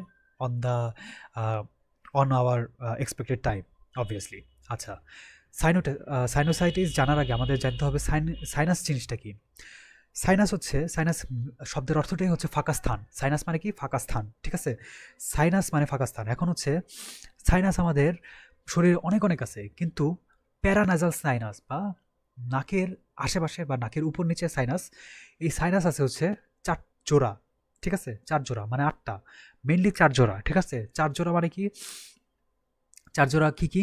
ম্যাক্সিলারি সাইনাস, ফ্রন্টাল, এথময়েড এবং স্ফেনয়েড, ঠিক আছে? তো এই 4টা আছে। তো বাকি 4টা কই ভাই? বাকি 4টা আমাদের কি বলে, আমাদের যে মুখমণ্ডল এক সাইডে থাকে 2টা, এক সাইডে থাকে 4টা, আরেক সাইডে থাকে 4টা, মোট মিলে কয়টা হলো? 4 জোড়া। তো এই নামগুলো important, maxillary, frontal, ethmoid, sphenoid. এই যে এটা হচ্ছে ম্যাক্সিলারি হচ্ছে গালের যে সাইনাসটা, সেটা হচ্ছে ম্যাক্সিলারি সাইনাস, ঠিক আছে? এথময়েড সাইনাস সেটা হচ্ছে 2 চোখের মাঝখানে যে সাইনাসটা, সেটাকে বলা হবে এথময়েড সাইনাস। আর স্ফেনয়েড সাইনাস হচ্ছে এথময়েডের নিচে বা এথময়েডের আরও গভীরে, ঠিক আছে? এথময়েডের নিচে হচ্ছে স্ফেনয়েড সাইনাস। আর ফ্রন্টাল মানে হচ্ছে আমাদের কপালে যে সাইনাসটা থাকে সেটাকে বলা হবে ফ্রন্টাল সাইনাস। তো এটা হচ্ছে আমরা এভাবে শেষ করতে পারি। আর সাইনোসাইটিসের প্রধান যে লক্ষণ সেটা হচ্ছে মাথা ব্যথা হবে, মেইন মাথা ব্যথা হবে। এছাড়াও আরও অনেক কিছু হতে পারে, কিন্তু মাথা ব্যথা হবেই। শরীরের ভারসাম্য বেড়ে যাবে, মনে হবে যে মাথা ভারী লাগতেছে। এটা হচ্ছে এটার মূল অংশ। তো এখানেও এটা লেখা আছে যে চোখের উপরে, তারপরে এই 2 চোখের মাঝখানে, সাইনাসের পিছনে অবস্থিত বা ভিতরে গভীরে অবস্থিত, ঠিক আছে? এটাই আমরা বললাম একটু ফ্রেন্ডলি ভাষায়। তো এটা আমরা শেষ করে ফেলছি। আর সাইনাস হচ্ছে 2 রকমের, ঠিক আছে ব্রাদার? একটা হচ্ছে অ্যাকিউট সাইনাস, একটা হচ্ছে ক্রনিক সাইনাস। ক্রনিক শব্দের অর্থ কি? ক্রনিক শব্দের অর্থ হচ্ছে মারাত্মক, ঠিক আছে? এই মারাত্মক সাইনাস কি আর অ্যাকিউট সাইনাস কি, এই জিনিসটা হচ্ছে ডিপেন্ড করে হচ্ছে কতক্ষণ বা এটার স্থায়িত্বকাল কত। অ্যাকিউট সাইনাসে কি হয়? খুব কম সময় থাকে, যেমন 4 থেকে 8 সপ্তাহ। 4 থেকে 8 সপ্তাহ মানে কি? 2 মাস। এখানে সাইডে লিখে রাখবেন যে এটা হচ্ছে 2 মাস, ঠিক আছে? এখানে সাইডে লিখে রাখবেন এটা হচ্ছে 2 মান্থ, ঠিক আছে? এখন 2 মান্থ যদি থাকে, 2 মান্থের কম বেশি থাকলে এটাকে বলা হয় অ্যাকিউট সাইনাস। আর 2 মান্থের বেশি থাকলে বা 8 সপ্তাহ বা 2 মাসের বেশি থাকলে এটাকে বলা হবে ক্রনিক সাইনাস বা মারাত্মক সাইনাস, ঠিক আছে? আচ্ছা, তো এখন রোগের নামগুলি, এটা not that much important, but এটা হচ্ছে নাইস টু নো, কারণ এটা থেকে আসতেই পারে। তো এটার জন্য এখানে দাগানোই আছে যে হচ্ছে 1 নাম্বারটা পড়বেন, 6 নাম্বারটা পড়বেন, 7 নাম্বারটা, 8 নাম্বারটা, আর বাকিগুলি একটু মানে একটু নজর দিয়ে যাবেন। দ্যাটস দ্য থিং, ঠিক আছে? যে সাইনোসাইটিস হওয়ার কারণগুলি কী কী হতে পারে। তো এখানে যেমন ব্যাকটেরিয়া আছে, যেমন নিউমোনিয়ার ব্যাকটেরিয়া আর ইনফ্লুয়েঞ্জার ব্যাকটেরিয়ার মাধ্যমে সাইনোসাইটিস হতে পারে। এছাড়া রাইনো ভাইরাসের মাধ্যমে হতে পারে, এখানে দেওয়া নেই, অন্যান্য বইয়ে দেওয়া আছে। প্যারাফ্লুয়েঞ্জা, ইনফ্লুয়েঞ্জা, প্যারাফ্লুয়েঞ্জা এটার মাধ্যমে সাইনোসাইটিস হইতে পারে। আর এটাকে বলা হয় এইচআরএস, ঠিক আছে? হিউম্যান রেসপিরেটরি সিনট্রিয়াল, এটাকে বলা হবে এইচআরএস, এইচআরএস, সরি, এইচআরএস, ঠিক আছে? তো হিউম্যান রেসপিরেটরি সিনট্রিয়ালকে আমরা এইচআরএস হিসেবে রাখতে পারি। তো এইচআরএস, প্যারাফ্লুয়েঞ্জা, তারপরে হচ্ছে কি বলা যায়, ইনফ্লুয়েঞ্জা, নিউমোনিয়া, এগুলি হচ্ছে এটার মূল কারণ। এছাড়া ইউস্টেশিয়ান নালী, আমাদের কানের যে ইউস্টেশিয়ান নালী, সেটার যখন যদি হচ্ছে তোমার কোনোভাবে যদি এটার যে ক্যানেলটা বা ক্যাভিটিটা বা এই গহ্বর মানে গর্তটা যদি বন্ধ হয়ে যায়, তখন কিন্তু আবার সাইনোসাইটিস হইতেই পারে। সিস্টিক ফাইব্রোসিস, এটার কারণে হচ্ছে সাইনোসাইটিস হইতেই পারে। এছাড়াও নাকের হাড় যদি কারো অপারেশনে বা কোনো দুর্ঘটনা যদি ভেঙে যায় বা বেঁকে যায়, তখন এই মুখের টনসিল কিন্তু বড় হয়ে যায়। এই যে মুখের যে টনসিল, সেগুলি কিন্তু বড় হয়ে যায়। আর যখন টনসিল বড় হয়ে যাবে, তখন সাইনাসগুলি আস্তে আস্তে এই যে ফাঁকা স্থানগুলি, সেগুলির মধ্যে পুজ, পুজ বলা যায় না, মানে তরলগুলি ওখানে জমা হবে। আর তরল যখন জমা হবে, তখন কিন্তু এই যে আমার মাথাটা ভারী ভারী বা ভারসাম্যহীন মনে হবে। তো এটাই হচ্ছে এটার মূল কারণ। আচ্ছা, এগুলি হচ্ছে এটা। তো এই লাস্টের লাইনটা ইম্পর্টেন্ট। চোখের সংক্রমণের ফলে পেরিঅরবিটাল আর অরবিটাল সেলুলাইটিস সহ আরও অনেক জটিলতা দেখা দিতে পারে। এটা একটু পড়বেন, আর তেমন কিছু নাই। এই যে মেন জিনিসটা হচ্ছে অ্যাকিউট সাইনোসাইটিসের কোনো ওষুধ হয় না, এটা হচ্ছে ইম্পর্টেন্ট। এটা হচ্ছে আস্তে ধীরে মানে ব্রিথিং এবং মেডিটেশন, এগুলির মাধ্যমে এটা ঠিক হওয়ার চান্স রয়েছে। জ্বরের টেম্পারেচার পড়তে পারেন, আপনার কোচিং প্রশ্নে আসতে পারে, বাট মেডিকেলের প্রশ্নে আসার সম্ভাবনা খুবই কম, চাইলে দেখতে পারেন। আচ্ছা, আরেকটা কী বলা যায়, এমসিকিউ আপনাকে বলি। ক্রনিক সাইনোসাইটিস স্থায়িত্বকাল কিন্তু 2 মাসের বেশি, 2 মাস প্লাস, ঠিক আছে, 2 মান্থ প্লাস। কিন্তু এইটার যে চিকিৎসা, চিকিৎসা কিন্তু 3 থেকে 4 সপ্তাহ বা 1 মাস, ঠিক আছে? এটা ক্রনিক সাইনোসাইটিস 2 মাসের বেশি হতে পারে। 2 মাসের বেশি হলে সেটা হচ্ছে ক্রনিক সাইনোসাইটিস, কিন্তু এটা চিকিৎসা হবে 1 মাস। তো এটা প্রশ্ন আসতে পারে, কনফিউজ হবেন না যে চিকিৎসা হইলে 3 থেকে 4 সপ্তাহ দিবেন, আর যদি হচ্ছে স্থায়িত্বকাল দেয় তাহলে হচ্ছে দিবেন 2 মাসের বেশি, বা কি বলা যায় 4 থেকে 8 মাসের বেশি, বা 8 সপ্তাহের বেশি, 8 থেকে 8 সপ্তাহের বেশি মেনলি। আচ্ছা, তো কি বলা যায়, এটা সাইনোসাইটিসের পর্বটা শেষ। ওটাইটিস মিডিয়া বা মধ্যকর্ণের প্রদাহ, this is kind of important. তো কানের ভিতরে বাইরের প্রদাহকে ওটাইটিস মিডিয়া বলে, দ্যাটস ইম্পর্টেন্ট। আচ্ছা, আর ইউস্টেশিয়ান নালী যখন বন্ধ হয়ে যায়, তখন এই ওটাইটিস মিডিয়াটা হইতে পারে। তো এছাড়াও হচ্ছে জীবাণু যখন এখানে আক্রমণ হয়, তখনও সেখানে ওটাইটিস মিডিয়া হইতেই পারে। আর ওটাইটিস মিডিয়াটা মেনলি বাচ্চাদের রোগ, মানে বাচ্চাদের মেনলি এই সমস্যাটা হয়। আর গেস হোয়াট, এখানেও অ্যাকিউট আছে, আবার ক্রনিকও আছে, বা মারাত্মক ওটাইটিস মিডিয়াও আছে। তো এটার সাহিত্যকাল এখানে দেখতে পারবা যে 2 থেকে 4 সপ্তাহের মধ্যে এটা হয়, আর 2 থেকে 4 সপ্তাহ এটা হয় না। মেন কথা হচ্ছে এটা 2 থেকে 4 সপ্তাহে হয়, আর এটা হচ্ছে হয় না, মেন কথা হচ্ছে এটা। তো এখান থেকে আপনার বুঝতে পারবেন। এছাড়া রোগের কারণ হিসেবে আপনি দেখতে পারবেন এখানে হচ্ছে ওই আরএস ভাইরাস, আরএসভি, এই যে আরএসভি। এছাড়া ইনফ্লুয়েঞ্জা, রাইনো ভাইরাস, নিউমোনিয়ার ভাইরাস, ইনফ্লুয়েঞ্জা, তারপরে এটা not that important but it's nice to know, এটাও আপনি পড়তে পারেন। তো এইগুলির কারণে হচ্ছে আমাদের এই রোগটা হয়। আর এটা মনে রাখার জন্য আপনি বারবার রিভিশন দিলে এই জিনিসটা অটোমেটিকলি আপনার মনে আসবে। এটা আলাদা করে মুখস্থ করার কোনোই প্রয়োজন নাই, আই ডোন্ট সাজেস্ট দ্যাট। আচ্ছা, আরএসভি, ইনফ্লুয়েঞ্জা, রাইনোভাইরাস, আর এখানে হচ্ছে নিউমোনিয়া আর ইনফ্লুয়েঞ্জা তো অবশ্যই থাকবে। তো এর মাধ্যমে আপনি বুঝে যাবেন যে এই জিনিসটা কি। তো এছাড়াও আরও কিছু কারণ আছে, যে হচ্ছে মধ্যকর্ণের সাথে নাকের সংযোগস্থল বা ইউস্টেশিয়ান নালী যদি ফুলে যায়, এটা কিন্তু আমরা আগেই বলছি যে ইউস্টেশিয়ান নালী যদি বন্ধ হয়ে যায়, তখনই হচ্ছে ওটাইটিস মিডিয়া হবে। তো এখানে হচ্ছে যে মধ্যকর্ণের সাথে নাকের সংযোগস্থল যদি বাইরে যায়, তখন সেখানে হতে পারে। আর অ্যাডিনয়েড, অ্যাডিনয়েড যদি ফুলে যায়, তখনও কিন্তু হয়। অ্যাডিনয়েড কি স্যার? অ্যাডিনয়েড হচ্ছে আমরা ওই যে প্রথমে কিন্তু পড়ছি। প্রথমে কি পড়ছিলাম আমরা? প্রথমে পড়ছিলাম যে হচ্ছে আমাদের যে ষড়যন্ত্র আছে, সেই ষড়যন্ত্রে কিন্তু তরুণাস্থি আছে 3টা। ওই যে বললাম ক্যাট, তো ক্যাট হচ্ছে কি বলা যায়, ওই যে ক্রাইনয়েড, অ্যারিটিনয়েড আর থাইরয়েড। তো এই থাইরয়েড, এটার মধ্যে অ্যাডিনয়েড হচ্ছে ওই তরুণাস্থিটা, এই তরুণাস্থিটা যখন ফুলে যায় তখনও কিন্তু ওটাইটিস মিডিয়া হইতে পারে। এছাড়া যদি তুমি মাদার্স মিল্ক না খাও, ঠিক আছে, অনেক আছে না যে মায়ের বুকের দুধ যদি না খাস, আহ, তাইলে হচ্ছে তোমার এই ওটাইটিস মিডিয়া হওয়ার সম্ভাবনা থাকবে, বিশেষত ছোট বাচ্চাদের। এখানে মনে বলা আছে, এই যে এখানে আছে যে 4 মাস থেকে 4 বছর বয়সী বাচ্চাদের এটা সবচেয়ে বেশি হয়। এছাড়া ডে কেয়ারের মানে সেন্টারে যারা থাকে তাদেরও এটা বেশি হয়। কারণ কি, ডে কেয়ার সেন্টারে কিন্তু তাদের পিতামাতা থাকতেছে না, তো তারা মাতৃদুগ্ধ থেকেও কিন্তু বঞ্চিত হচ্ছে। তো কি হবে, তাদেরও কিন্তু ওটাইটিস মিডিয়া হওয়ার সম্ভাবনা থাকতেই পারে। ওটাইটিস ওটাইটিস মিডিয়াটা কি হবে, যে এখানে যে কর্ণপটহ বা কানের যে পর্দা, এই পর্দার এটা হচ্ছে মানে সম্পূর্ণভাবে ইউস্টেশন, এই যে এটা হচ্ছে ইউস্টেশন নালী, এই ইউস্টেশনের নালীর যেই ইটা আছে, কি বলা যায়, এই প্রাচীরগুলি আছে, প্রাচীরগুলি আস্তে আস্তে এমনি বন্ধ হয়ে যাবে, ঠিক আছে। বন্ধ হয়ে গেলে কি হবে, এখানে যে কানের যে সেরুমিনাস গ্রন্থি থেকে সেরুমেন নামক আমাদের যে কানের খৈল বলা হয় না, ওটাকে মেডিকেল টার্মে বলা হয় সেরুমেন। সেরুমিনাস গ্রন্থি থেকে সেরুমেনটা উৎপন্ন হয়, এটা হচ্ছে নবম অধ্যায়ের পড়া। এই সেরুমেনটা এখানে জমা হয়ে মানে একবারে হয়ে যাবে, মানে একবারে জমা হয়ে যাবে, ভিতরে তো জায়গা নেই, বন্ধ হয়ে গেছে কিন্তু, এই যে বন্ধ হয়ে গেছে। তো এখানে যখন হবে তখন হচ্ছে কর্ণপটহ বা কানের পর্দা ফুলে যাবে, ফুলে গেলে কানে ব্যথা হওয়া শুরু করবে, আর এটার মাধ্যমে ওটাইটিস মিডিয়া হইতেই পারে। তো এখানেও তাপ আছে, নট দ্যাট ইম্পর্ট্যান্ট এবং not nice to no also. তো এটা তো নিজের হিসাবে পড়ে নেবেন। তো এই যে ওটাইটিস মিডিয়া যে হয় বাচ্চাদের, এটা যাতে না হয় সেটার জন্য কিন্তু শিশুকালে একটা টিকার ব্যবস্থা করা হয়েছে, সেটাকে বলা হবে pneumococcal conjugate vaccine. Conjugate vaccine কি সেটা আমরা দশম অধ্যায়ে পড়েছি, এবং এই জিনিসটা আবার রিপিট করাও যায়।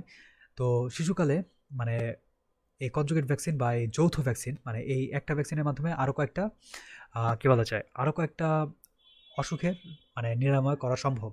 তো এই ভ্যাকসিন দেওয়ার মাধ্যমে ওটাইটিস মিডিয়ার যে বিরুদ্ধে যে ইমিউনিটি সিস্টেম এবং অ্যান্টিবডি সেগুলো হচ্ছে তৈরি করা যায় বা প্রতিরোধ গড়ে তোলা যাইতেই পারে। তো এই ভ্যাকসিনটা ইম্পর্ট্যান্ট। এছাড়া কি বলা যায় আর, আচ্ছা, কানের যে পর্দা, এই পর্দা যদি ছিদ্র হয়ে যায়, এই যে কর্ণপটহ, এই কর্ণের পর্দা বা কানের পর্দা যদি ছিদ্র হয়ে যায়, তখন এই জিনিসটাকে বলা হবে মাইরিঙ্গোপ্লাস্টি। মানে তখন হচ্ছে মাইরিঙ্গোপ্লাস্টি নামের একটা অপারেশন করা যায়, ঠিক আছে। মাইরিঙ্গোপ্লাস্টি নামের অপারেশন যদি কানের পর্দা ছিঁড়ে যায়, আছে না যে অনেক জোরে একটা আওয়াজ হয়েছে সেটার জন্য কানের পর্দা ফেটে গেছে, এটার জন্য মাইরিঙ্গোপ্লাস্টি নামক অপারেশনটা সম্পূর্ণভাবে সম্পাদন করা যাইতেই পারে। তো এটা আমাদের একটা নাইস টু নো জিনিস, এটা আসতেও পারে, এটা কাইন্ড অফ ইম্পর্টেন্ট। আমরা মেনলি ইম্পর্টেন্ট জিনিসটার দিকে দেখতেছি বেশিরভাগ, এবং যেসব জিনিস আমাদের জানার কথা এবং জানলে আমাদের ভালো হবে সেই জিনিসগুলো আমরা কিন্তু দেখছি। তো কোনো রকমের নাই, কি বলা যায়, কোনো রকমের পার্শিয়ালিটি কিন্তু ছিল না। আবার যেসব জিনিস পুরোই ফালতু সেগুলি আমরা কিন্তু বাদ দিয়েও আসছি। তো দেখবেন বিষয়টা। আচ্ছা, তো এই জিনিসটাও দেখতে পারবেন যে টিম্পেনোস্টমি টিউবের মাধ্যমে হচ্ছে এই চিকিৎসাটা গ্রহণ করা যেতে পারে, যে এই টিউবটা কানের মধ্যে ঢোকায়, এই যে পুঁজটা বা সেরুমেন্টটা আছে, সেই সেরুমেন্টটা বা পুঁজটা বের করে নিয়ে আসা যায় যখন হচ্ছে ওই ইউস্টেশন টিউবটা যখন বন্ধ হয়ে যায়, তখন হচ্ছে আলাদা টিউব বসায়, সেটা হচ্ছে বের করে ফেলা যায়। তো এটা হচ্ছে একটা, কী বলা যায়, নিরাময় হিসেবে কাজে লাগতেই পারে। আচ্ছা, এখন ব্রাদার, সিগারেট সিগারেট খাওয়ার যে একটা বিষয়, যে কি বলা যায়, সিগারেট খাওয়ার যে বিষয়, এই বিষয়টা হচ্ছে আমাদের একটু দেখতে হবে যে একটা সিগারেটের মধ্যে 4000 রকমের আলাদা আলাদা রাসায়নিক পদার্থ বিদ্যমান, ঠিক আছে। এর মধ্যে প্রধান থাকে হচ্ছে নিকোটিন, এছাড়া অনেক কিছু থাকে, আর্সেনিক, মিথেন, অ্যামোনিয়া, কিন্তু প্রধান হচ্ছে নিকোটিন, ঠিক আছে। এখন অধূমপায়ী ফুসফুসের এক্স রে আর ধূমপায়ী ফুসফুসের এক্স রে, এটা তুমি রিডিং দিতেই পারো, no problem, but not that much important, কারণ এখান থেকে আসবে না। আচ্ছা, ধূমপানজনিত শ্বসন, আচ্ছা, ধূমপান হচ্ছে 2 প্রকার মেনলি, ঠিক আছে। একটা হচ্ছে সক্রিয়, একটা হচ্ছে অক্রিয়। সক্রিয় আর অক্রিয় কি, আমি তোকে জিনিসটা বুঝাই। ধরো একজন সিগারেট খাইতেছে, সে কিন্তু ডাইরেক্টলি সে নিজেই খাইতেছে, সেটা হচ্ছে সক্রিয়। কিন্তু আরেকজন আছে যে হচ্ছে সিগারেট খাইতেছে না, কিন্তু তার পাশের একটা বন্ধু সে সিগারেট খাইতেছে, এবং তার যে খাওয়া ধোয়া সিগারেটের যে ধোঁয়া সেটা হচ্ছে তার মুখে আসতেছে। তো সেটা হচ্ছে নিষ্ক্রিয় ধূমপান, মানে সে খাইতেছে না কিন্তু সে হচ্ছে নিকোটিন গ্রহণ করতেছে অন্যান্যভাবে। তো একটা কথা কিন্তু আছে ব্রাদার, যে সক্রিয় ধূমপান আর নিষ্ক্রিয় ধূমপানের মধ্যে নিষ্ক্রিয় ধূমপান কিন্তু আরও বেশি ক্ষতিকর। কারণ সক্রিয় ধূমপানের যে বিষয়টা আছে যে আমি সিগারেট খাইতেছি, তো এটাতে কিন্তু আমার যে বডিতে ইমিউনিটি সিস্টেমটা অলরেডি তৈরি হয়ে যাবে, কিন্তু নিষ্ক্রিয় যে আছে তার কিন্তু মানে সে কিন্তু সিগারেট খায় না, তার কিন্তু এই ইমিউনিটিটা নাই বা অ্যান্টিবডিটা নাই, তার ক্যান্সার হওয়ার চান্স আরও বেশি কম্পেয়ার টু যে হচ্ছে সক্রিয়ভাবে ধূমপান পান করে। তো বন্ধু ভালো করবেন, মেন কথা হচ্ছে এটাই। আচ্ছা, এছাড়াও আর কিছু কি বলা যায়, কি বলা যায়, আরও কিছু রোগের এখানে হচ্ছে ব্যাখ্যা দেওয়া আছে। ব্রঙ্কাইটিস, যে যে ব্রঙ্কাস, এই ব্রঙ্কাসগুলি যখন, ব্রঙ্কাসের প্রদাহকে বলা হয় ব্রঙ্কাইটিস, এটা হচ্ছে মেন কথা। তো এই সিগারেটের ধোঁয়া কার্বন মনোক্সাইড তৈরি করে, যেটা ট্রাকিয়া সিলিয়াকে, ট্রাকিয়া আর ব্রঙ্কাসের সিলিয়াকে অবশ করে দেয়। কি, তো এটা একটা কি বলা যায় এমসিকিউ, যে ব্রঙ্কাসের সিলিয়াকে বা সিলিয়াকে অবশ করে দেয় কোন যৌগটি? তো এটার আনসার হবে কার্বন মনোক্সাইড। ওকে। আচ্ছা, এমফাইসেমা কি? এমফাইসেমা হচ্ছে ফুসফুসের যে আবরণটা বা ফুসফুসের যে বাইরের স্তরটা, সেটা যদি কোনোভাবে ফাটল হয়ে যায় বা ফাঁকা হয়ে যায় বা ফাঁকা জায়গার সৃষ্টি হয় মেনলি, তখন সেটাকে বলা হয় এমফাইসেমা। তো ফাঁকা জায়গার মধ্যে ফয়ের সাথে ফাঁকা জায়গা, এটার সাথে একটা কানেকশন স্থাপন করাই যেতে পারে। তো এমফাইসেমা মানে ফুসফুসের প্রাচীরটা যখন ফাঁকা হয়ে যাবে বা ফাটল হয়ে যাবে, তখন সেটাকে বলা হবে এমফাইসেমা। যক্ষা জিনিসটা আমরা বলছিলাম। আচ্ছা, তো ফুসফুসের ক্যান্সার, তো এটা হচ্ছে অনেক কিছুর মাধ্যমে হয়। প্লিউরিসি, আমাদের যে ফুসফুসের আবরণকে কি বলা হয়? Pleura, right? এই প্লুরার যে প্রদাহ, সেটাকে বলা হবে প্লুরিসি। ঠিক আছে, এই যে প্লুরার প্রদাহকে বলা হবে প্লুরিসি। ওকে। ফাইব্রোসিস, ফাইব্রোসিস আমাদের যে ফাইবার, মানে আমাদের যে ফুসফুস, সে ফুসফুসের বাইরে কিন্তু তন্তুময়, তন্তুময় ইংলিশটাই হচ্ছে ফাইবার। ঠিক আছে, এই তন্তুময় যে জিনিসটা মানে তন্তুময়ের সাথে প্রাচীরের একটা কানেকশন করাই যেতে পারে। তো ফাইবার বা ফাইব্রোসিস, এর মাধ্যমে এই জিনিসটা বলা যায় যে ধূমপানের ফলে বা অন্যান্য যে কোনো মাধ্যমেই যে কোনো মাধ্যমের জন্যই যে ফুসফুসে যে প্রাচীর, সে প্রাচীরগুলি যখন পুরু হয়ে যায় বা মোটা হয়ে যায়, মোটা হলে কিন্তু মানে অক্সিজেন আদান প্রদানটা একটু কঠিন হয়ে যাবে, রাইট? এই কঠিন হয়ে যাওয়ার এই রোগটাকে বলা হবে ফাইব্রোসিস। ঠিক আছে। হার্ট অ্যাটাক, হার্ট অ্যাটাক হচ্ছে আমরা তো জানি যে অনেক কিছু হতে পারে, এটা আমরা পঞ্চম অধ্যায়ে পড়ে আসছি। আর তোমরা একটু কমেন্ট করে বলে দাও যে হার্ট অ্যাটাকের জন্য কোন ট্রিটমেন্টটা করা কার্যকর হিসেবে বর্ণিত হতে পারে। ঠিক আছে। আচ্ছা, এছাড়া কোভিডের মাধ্যমে কিন্তু ফুসফুসের এই যে ধূমপানজনিত যে জটিলতা, মানে ধূমপান করার ফলে কিন্তু এইসব রোগগুলি হয়। তো তুমি দেখো যে আজ মানে দুনিয়ায় এমন কোনো রোগ নাই, মানে বেশিরভাগ রোগী ধূমপানের মাধ্যমে কিন্তু অনেক বেশি বেগ পাইতে পারে। তো ধূমপান আসলেই উচিত না, আমার কথা না, মানে সামগ্রিকভাবে সবার কথা। তো পালন করতেও পারেন, নাও করতে পারেন, কিন্তু পালন করলে আপনার হায়াত একটু বাইরে যায়। মেন কথা হচ্ছে এটা। কোভিডও ধূমপানের কারণে ঝুঁকিটা বেড়ে যায়। আচ্ছা, তো অনেক আনসার করছে। হ্যাঁ, ভেরি গুড তমা। এটা হচ্ছে, আচ্ছা, হার্ট অ্যাটাকের জন্য যে ট্রিটমেন্টটা করা হয় সেটা হচ্ছে ট্রপোনিয়ন 1।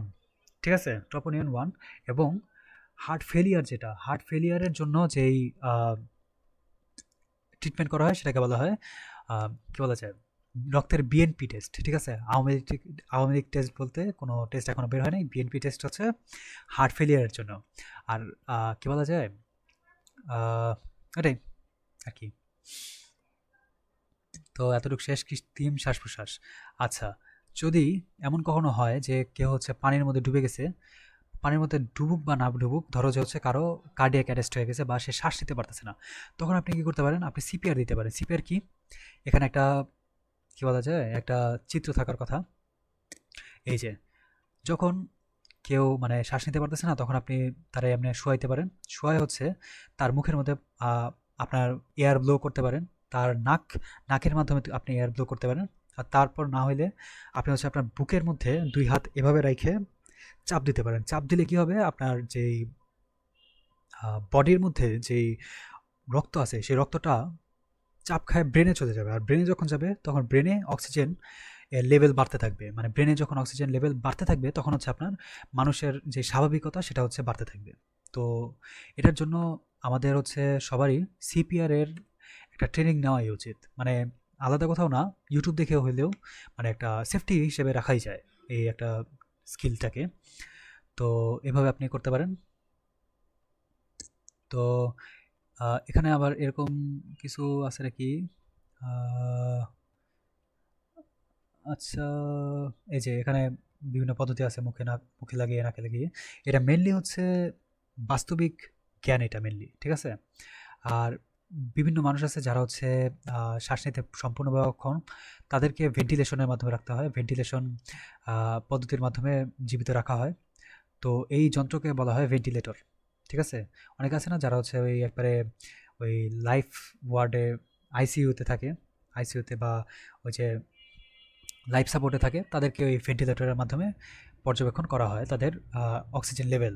তো এর মাধ্যমে আমরা আমাদের অধ্যায়টা শেষ করে ফেলেছি। সবাই একটা হাততালি নিজেদের জন্য, আলহামদুলিল্লাহ। ঠিক আছে, খুব দ্রুত শেষ হয়েছে। আমি ভাবছি 1.5 ঘন্টা 2 ঘন্টা লাগতেও পারে, বাট তাও খুব দ্রুত শেষ হওয়ার একটা সম্ভাবনা দেখতে পাইছি এবং সেটা সম্ভবও হয়েছে।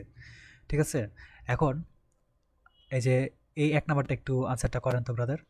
হিম আর গ্লোবিনের মধ্যে কোনটা বেশি? গ্লোবিন বেশি, ঠিক আছে? হিম যদি একটা হয়, গ্লোবিন হবে 25টা, তার মানে এর অনুপাত হবে ক। আনসার হবে ক, ঠিক আছে? এগুলো হচ্ছে ইম্পর্টেন্ট। আচ্ছা, 10 নাম্বারটা আনসার করেন তো ব্রাদার। 10 নাম্বার করেন, আমি দেখতেছি দেখতেছি, সমস্যা নাই। আবার 7 নাম্বারও করেন, দাঁড়ান, আগে 10 নাম্বার করেন। আচ্ছা, হ্যাঁ তোমা লিখছে ক। আচ্ছা, অক্সিজেন আর কার্বন ডাই অক্সাইড বাইকার্বনেট এর সাথে শ্বাসক্রিয়ার কোনো সম্পর্ক নাই। বাইকার্বনেট আমরা কোথায় দেখছিলাম? হ্যামবার্গার শিফট বা ক্লোরাইড শিফট, যে আহ, কি বলে, বাইকার্বনেট বের হয়ে যায় আর ক্লোরাইড ঢুকে যায়, এটা হচ্ছে হ্যামবার্গার শিফট। আর এটার হচ্ছে আবিষ্কার করছে হচ্ছে বিজ্ঞানী জ্যাকব। ওকে, ঠিক আছে। তো এটা এখন হচ্ছে 7 নাম্বারটা করেন সবাই, 7 নাম্বারটা করেন। তাকায় আছি তাকায় আছি, ঘাড় ব্যথা করতেছে প্রচুর। হ্যাঁ, আবির লিখছে, আবার তমাও লিখছে। হ্যাঁ, দুজনেরই হয়েছে। আরে এখানে তো প্রশ্নই আছে, উত্তরই আছে, আমি মানে দেখি তো করা যায় তাও। আচ্ছা, আমরা কিন্তু এটা পড়ছিলাম কিন্তু, যে পূর্ণবয়স্ক মানুষের লৌহের পরিমাণ কত থাকে বয়সে, সব মানে পুরো বডিতে লৌহ থাকে হচ্ছে 4 থেকে 5 গ্রাম সর্বোচ্চ ম্যাক্স, ঠিক আছে? আমরা এখন আমাদের অধ্যায়ের একবারে ইতি পর্যায়ে চলে আসছি। তো এখন হচ্ছে আমাদের খালি বিদায় জানানোর একটা অবস্থা রয়েছে, বাট আর কি আছে, এটাই, আর কোনো কিছু তো নাই, পাচ্ছি না। আচ্ছা, হুম, তো আমরা এর মাধ্যমে আমাদের অধ্যায়টা শেষ করছি। কেলো, এর মাধ্যমে আমরা আমাদের অধ্যায়টা শেষ করেছি। তো জোরে একটা নিঃশ্বাস নেন আর নিঃশ্বাস ছাড়েন, ঠিক আছে? ঠিক আছে, আলহামদুলিল্লাহ। এখন আমরা নিজেদের কাজ করি, এবং আমার একটা অনুরোধ যে এই অধ্যায়টা আমরা যে আজকে শেষ করলাম, এটা আমার মনে হয় যে আপনার মোটামুটি 2 থেকে 3 বার রিভিশন দেওয়া উচিত। খুবই সহজ অধ্যায়, একটা রিভিশনে সর্বোচ্চ 45 থেকে 1 ঘন্টা লাগবে। পরবর্তী রিভিশনে আপনার লাগবে আধা ঘন্টা, তার পরবর্তী রিভিশনে আপনার লাগবে মাত্র 10 মিনিট, ঠিক আছে? 3 বার রিভিশন ইজ আবশ্যক, তারপর বাকি যদি দিতে পারেন দিতে পারেন। এবং আরেকটা জিনিস আমি হচ্ছে সাজেস্ট করব, সেটা হচ্ছে এই অধ্যায়ের প্রশ্নগুলি সম্পর্কে আপনি একটু আইডিয়া নেন। এটার জন্য হচ্ছে আপনার একটু যেতে হবে প্রশ্ন ব্যাংকে, সেখান থেকে আপনি আইডিয়া নিতে পারেন। এছাড়া আপনি আইডিয়া নিতে পারেন বিভিন্ন প্রশ্ন ব্যাংক সলভের মাধ্যমে, আলাদা অন্যান্য প্রশ্ন ব্যাংক সলভের মাধ্যমে আপনার আইডিয়া হবে। প্রশ্ন ব্যাংক সলভ ইজ মাস্ট ভাই, আপনি অন্য যাই বলেন না কেন, এই প্রশ্ন ব্যাংক স্কিপ করাটা একটা সবচেয়ে বড় বোকামি হিসেবে আপনার প্রমাণিত হবে যদি আপনি সেটা স্কিপ করেন। তো তো দেখতে দেখতে একবারে ইতিমুহূর্তে চলে আসছি। সবাইকে জানাই সাধুবাদ, এবং এই ক্লাস সম্পূর্ণ জুড়ে আমার সাথে থাকার জন্য সবাইকে জানাই আন্তরিক ধন্যবাদ। আসসালামু আলাইকুম রহমতুল্লাহি বারাকাতুহু। ভুল ত্রুটি হইতেই পারে, ভুল ত্রুটি হওয়ার জন্য আমি সম্পূর্ণভাবে না হওয়ার জন্যে আমি হচ্ছে সর্বোচ্চ চেষ্টা করছি, বাট তাও অনেকদিন পর যেহেতু ক্লাস নিচ্ছি কিছু তো সমস্যা হইতেই পারে। তো স্বাভাবিকভাবে জানাই সবাইকে সাধুবাদ, আসসালামু আলাইকুম রহমতুল্লাহ। সবাই ভালো থাকেন, সুস্থ থাকেন, প্রশ্ন ব্যাংক সলভ করেন এবং আমাকে স্মরণ করেন, ঈশ্বরকে স্মরণ করেন এবং মনোজাত করেন। That's it. আর কয়েকটা পরীক্ষা দিয়েন, অনলাইনে অনেক প্রশ্ন তো অ্যাভেলেবল আছেই, বাকিটা দেখে নিন, দেখা যাক সবাই। আচ্ছা, আসসালামু আলাইকুম রহমতুল্লাহি বারাকাতুহু। We are living, we are going dark. Thank you.